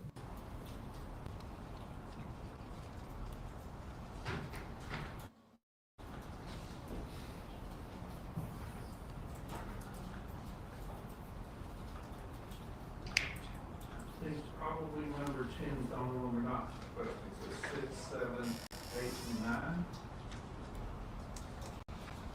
Does the defense have any argument for the giving of number 10? No, Your Honor, we agree. Number 6, has the witness been offered or received any money, preferential treatment, or other benefit in order to get the witness to testify? Number 7, had any pressure or threat been used against the witness that affected the truth of the Oh, witness's that's right, testimony? they are. Number 8, did the witness at some other time give a 'Cause statement they that is were inconsistent this with the is like testimony 11 he or years she gave in ago. court? Number 9, has the witness been convicted of a felony? And this is all over the news. Or misdemeanor involving dishonesty?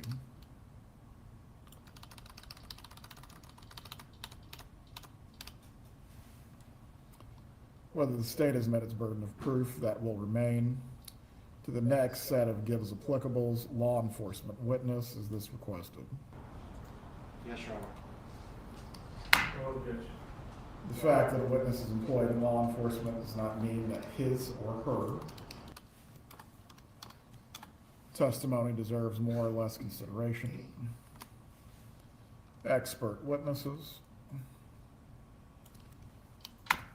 Experts are like other witnesses with one exception. The law permits an expert witness to give his or her opinion.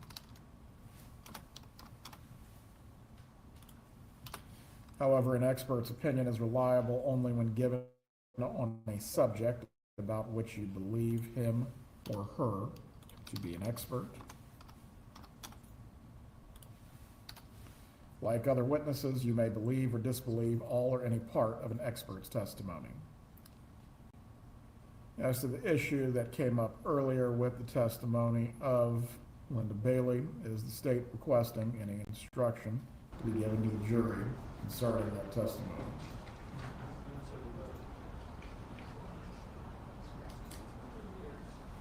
Yes, Your Honor. What is the requested instruction? Have it typed out for you, would you like? Yes. Copy for the defense. Sorry about the typo in the title. And the certificate of service.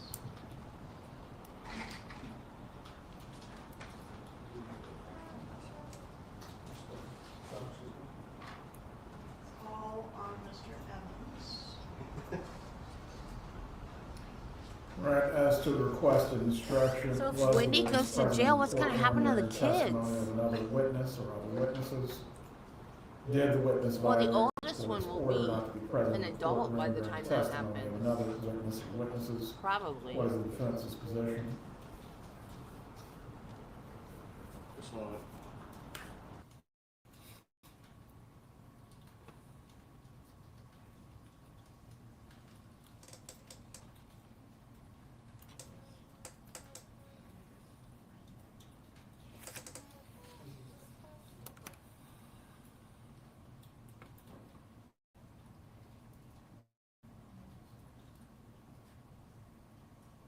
I have an objection to the Yeah, first that one, would be the nice, second but one. they don't even know him, do they? What is the objection? Is the second?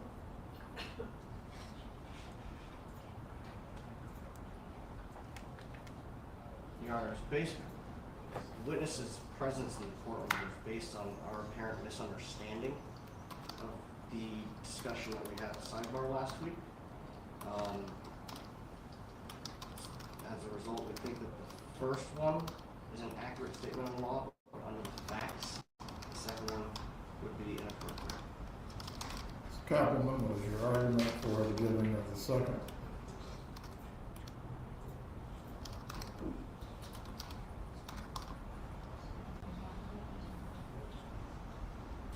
I'm fine with just the first one, Judge. Well, after the expert witness instruction, the next instruction will be, was the witness present in the courtroom during the testimony of another witness or witnesses?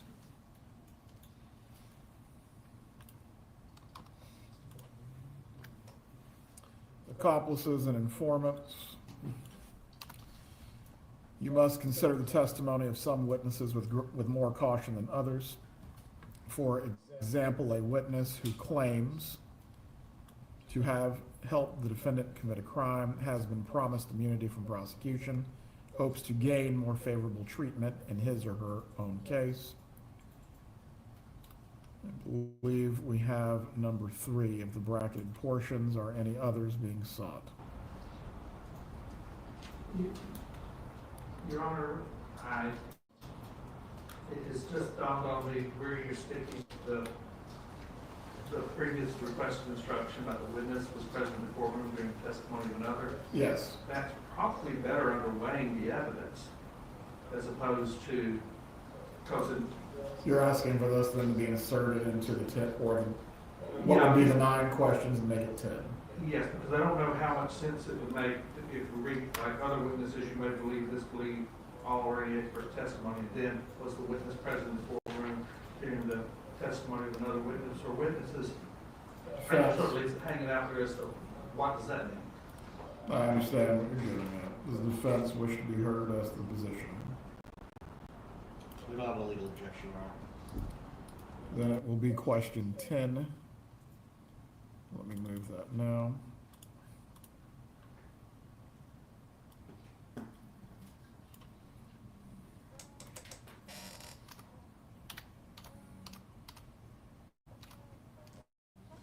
She got immunity, but just for her testimony, just the answers to her questions. Going back to accomplices and informants. She can still for be arrested example, for a the crime witness itself.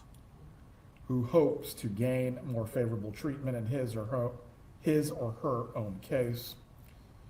Are there any arguments for claims to have helped the defendant has been promised immunity?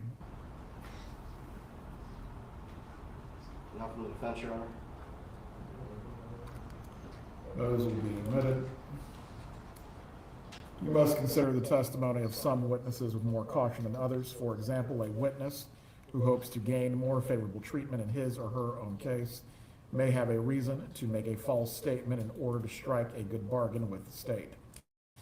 This is particularly true when there is no other evidence tending to agree with what the witness says about the defendant. So while a witness of that kind may be entirely truthful in testifying, you should consider, and I believe this would just be her testimony. Yes, sir. Your Honor, can we go back to the first bracketed language, please? Which is being requested. Claims to have helped the defendant commit a crime. I think that would apply to Ms. McManaway and to Mr. Rivera.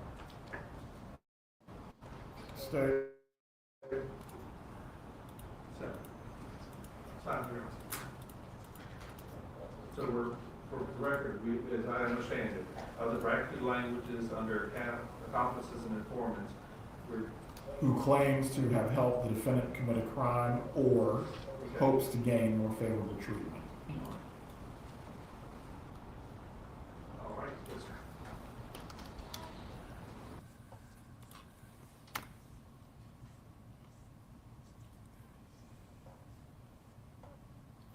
So while a witness of that kind may be entirely truthful when testifying, you should consider her testimony with more caution than the testimony of other witnesses. However, if the testimony of such a witness convinces you beyond a reasonable doubt of the defendant's guilt, or the other evidence in the case does so, then you should find the defendant guilty. There have been no children witnesses. The defendant has not testified. Witness talked to lawyer. Is either party requesting this? Yes, Your Honor. That is a given. And given all cases, you may rely upon your own conclusion about the credibility of any witness that will be given. Defendant not testifying, this will be given in full. And we'll just change the pronouns to all feminine. The Constitution requires the state to prove its accusations against the defendant. It is not necessary for the defendant to disprove anything, nor is the defendant required to prove her innocence.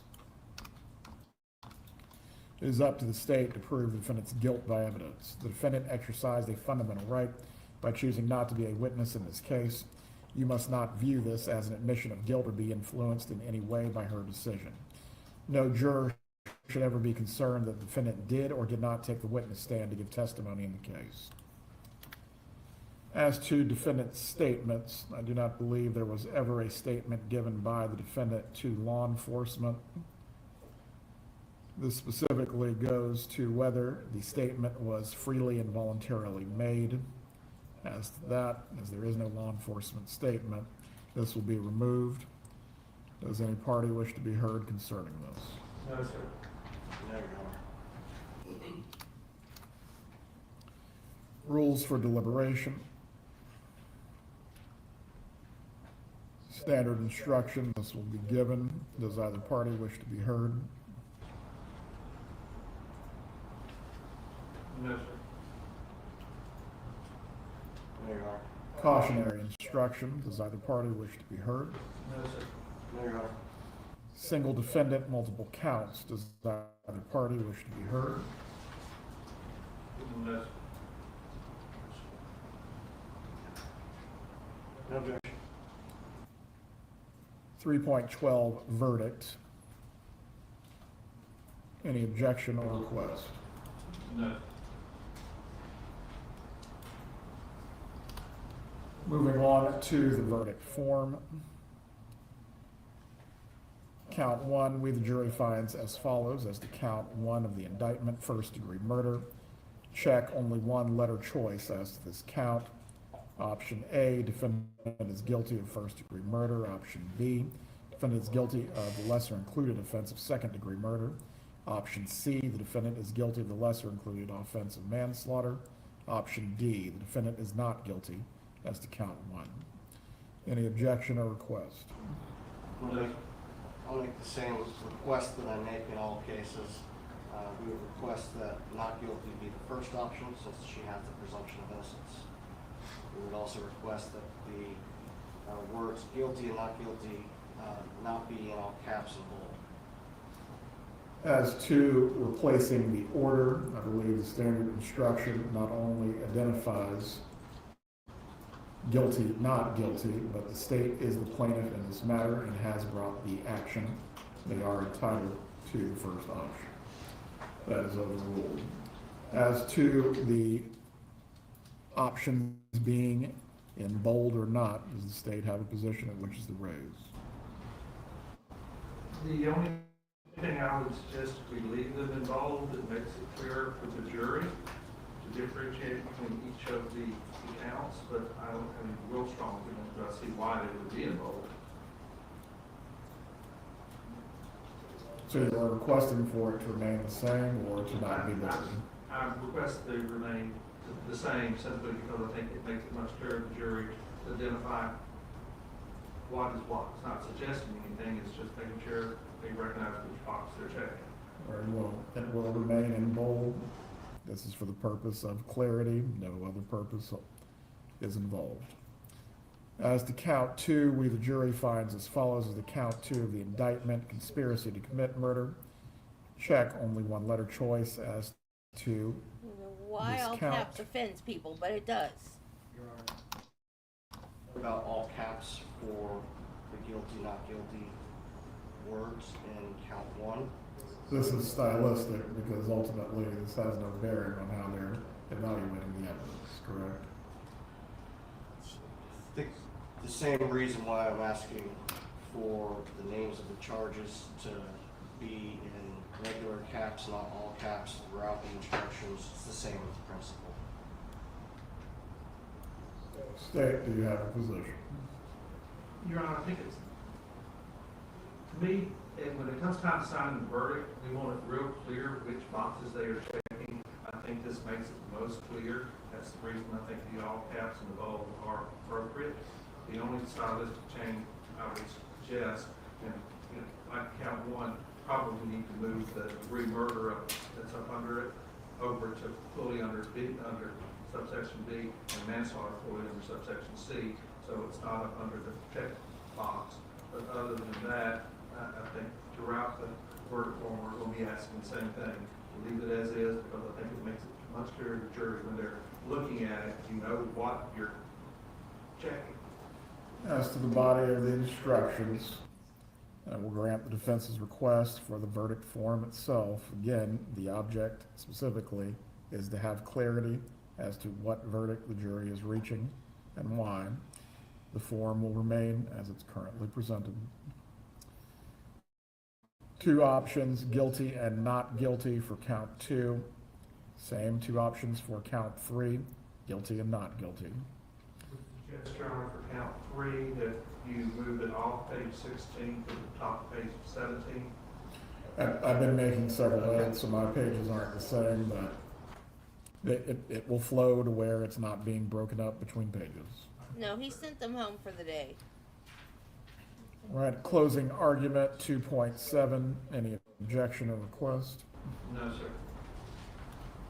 No, Your Honor. How much time is each party anticipating for their closing argument? Defense doesn't know. They don't know how to Is that the prepare. same, Your Honor? Very well. Both parties will have 2 hours to present their arguments. Ms. Kappelman, yours will be broken up based on what the law permits between your initial closing and any rebuttal that you wish to give to the defense. I will help you in that regard as well. 2 hours. Submitting the case jury, just with the time, nothing else. Objection or request? No, sir. The items that are going to be sent into the jury room, I believe we have photos, discs, jump drives, written reports. Is there anything that the parties are not asking to go back into the jury room?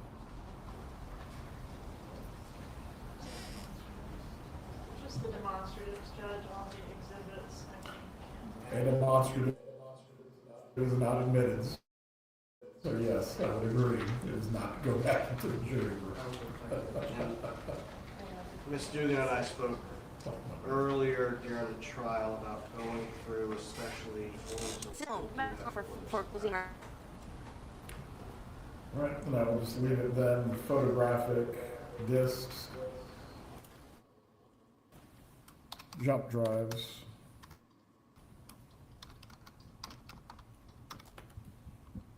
reports,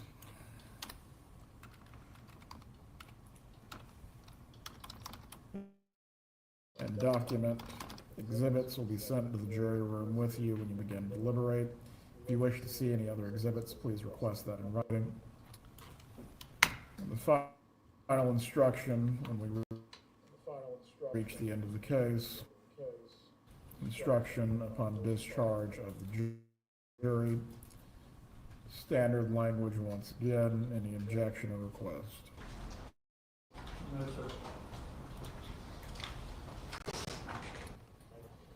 Believe the remaining edits that I need to make within the body of the instructions concern I'm glad he's not giving them the an capitalization extra day and the to work on their names. closings. Believe the state has requested within 3.5A for manslaughter. It is not necessary for the state to prove the defendant intended the death of Daniel Markell. Believe the defense is reserving any objection as to that instruction. That will remain for now. Also added to both principles, this instruction does not apply to count 2. The defense was asking for time to review that as well. Or was it specifically as to count 3? It's specific, principle applies to count 1. There's not disputing that in any way, shape, or form.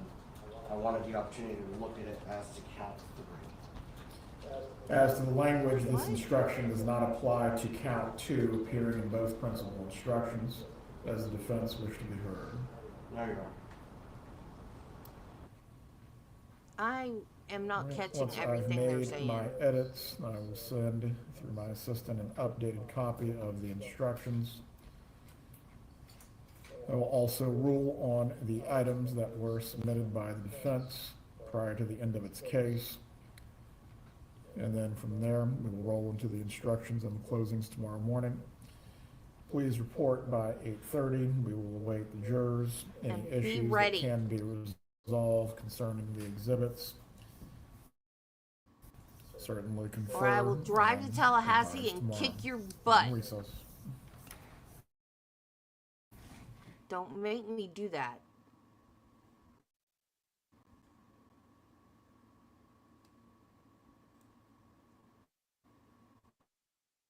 That was it? Okay. We're done. Dwayne, you better be ready.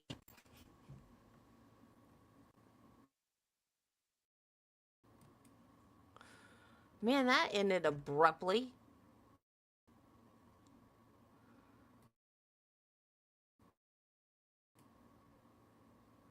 Don't understand why. Why are you wobbly? Quit being wobbly. I don't understand why this defense team is never ready. They're never ready on time for anything. Even during the state's case, they had to take a break before they cross-examined every witness. It's crazy. Crazy. Be on time. Oh, now what?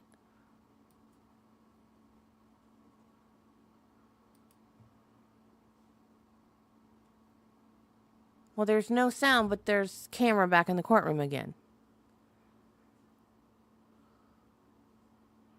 No sound.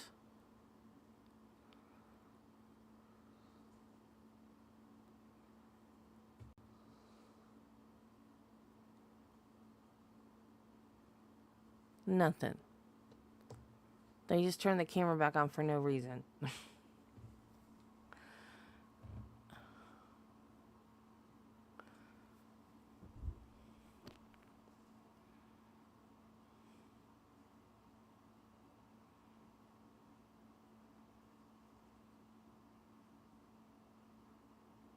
What are they waiting for? They're just standing there.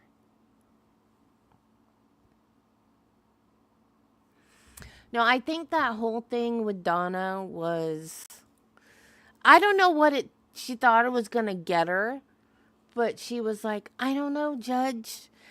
I don't know what decision to make. This affects the rest of my life. It's life in prison. It affects the rest of my... Yeah, no shit. What did she think that was going to get her? A pity party from the judge? What was that?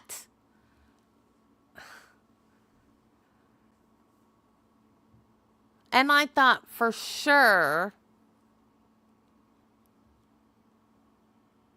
Yeah. That's exactly what she was doing. What did she think that was going to get her?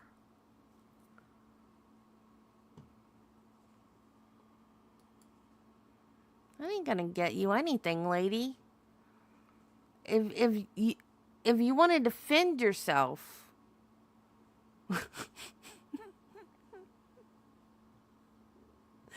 Hey, I'm good 98.5% of the time.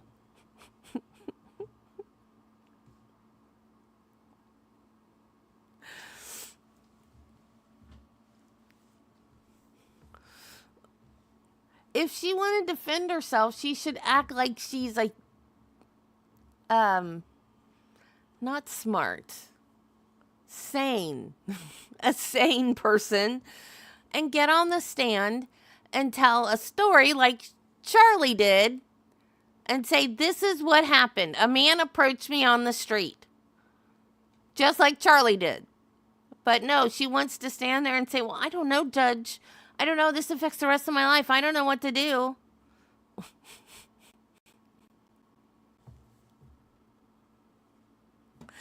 Seriously, what was that going to get her?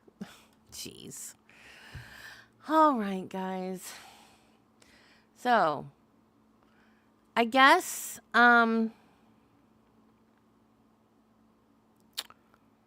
come back fast, just like they did with Charlie.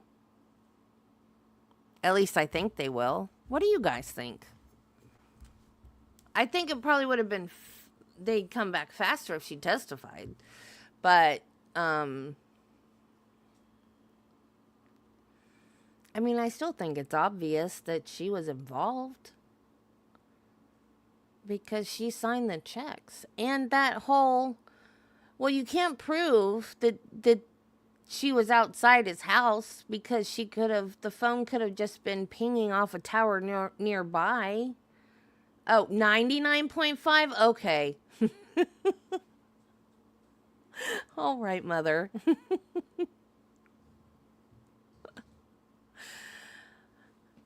So you can't prove that she was at his house, just that she pinged off a tower near his house. But the text message that she sent said, I'm sitting outside your house. So who are you going to believe? The text message she sent or the cell tower?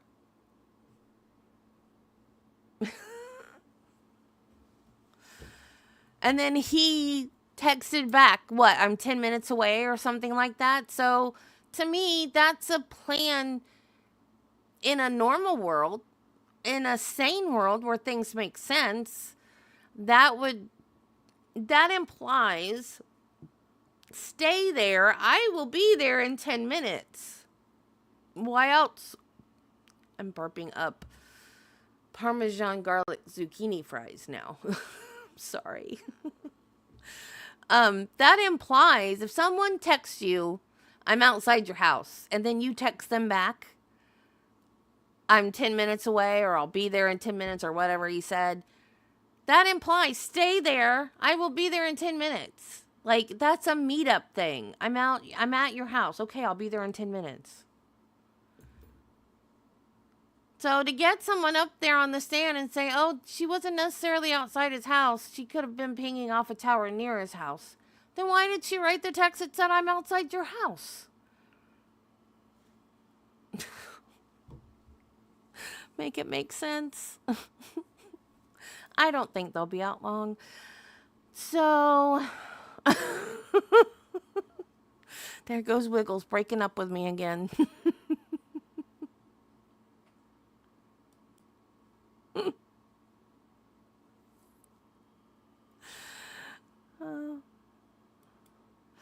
Okay.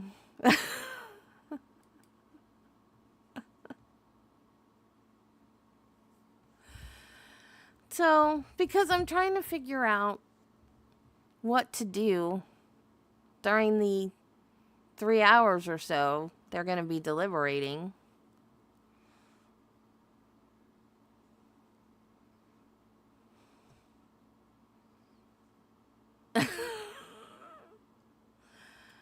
Why do they talk to you? They don't talk to me. They just sit there and stare at me like I'm supposed to read their minds. And then you tell me all these things that they tell you. Why don't they just tell me instead of staring at me and creeping me out?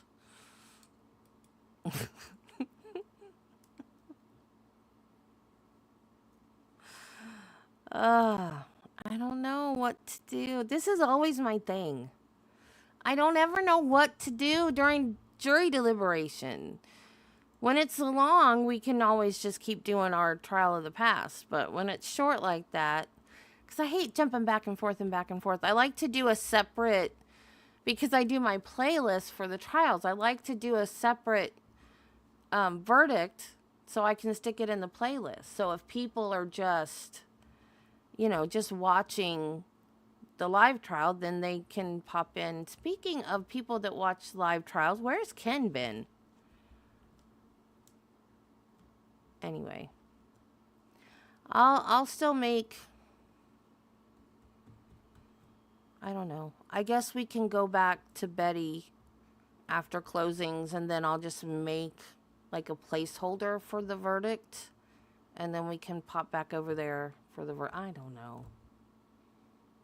We'll figure it out. I do this every time, y'all. Every time. It's one of my anxiety things. Like, I don't know what to do, and then I do it. I don't know. Oh. Okay, guys. I'll see you in the morning at 8 or 9:30ish or whatever. What time are they starting in the morning? Oh, we'll start late anyway. I want, if we start late, who knows? We might not even have a break between closing arguments and verdict. Yeah, I'm thinking about the same as Charlie, like 3 hours. Okay, guys, I'll see you in the morning. No, why? For what?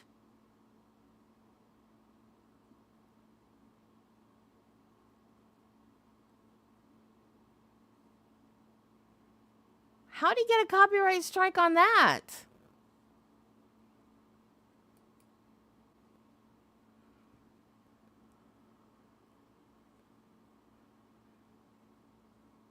He shouldn't have.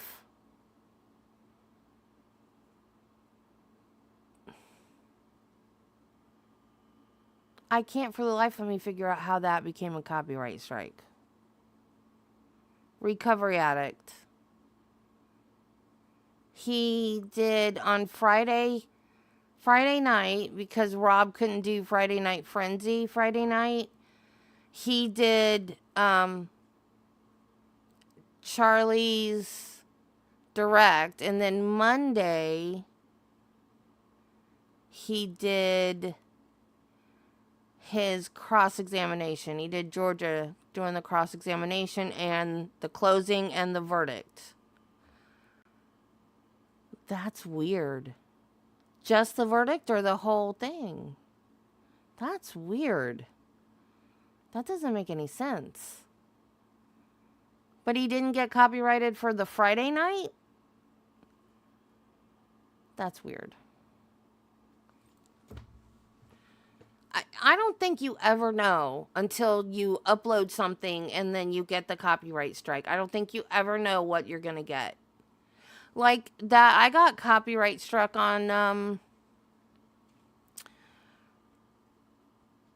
one of the Lana Clarkson trials because her little stupid comedy film, whatever it was that she made, had some, it was just the verdict itself?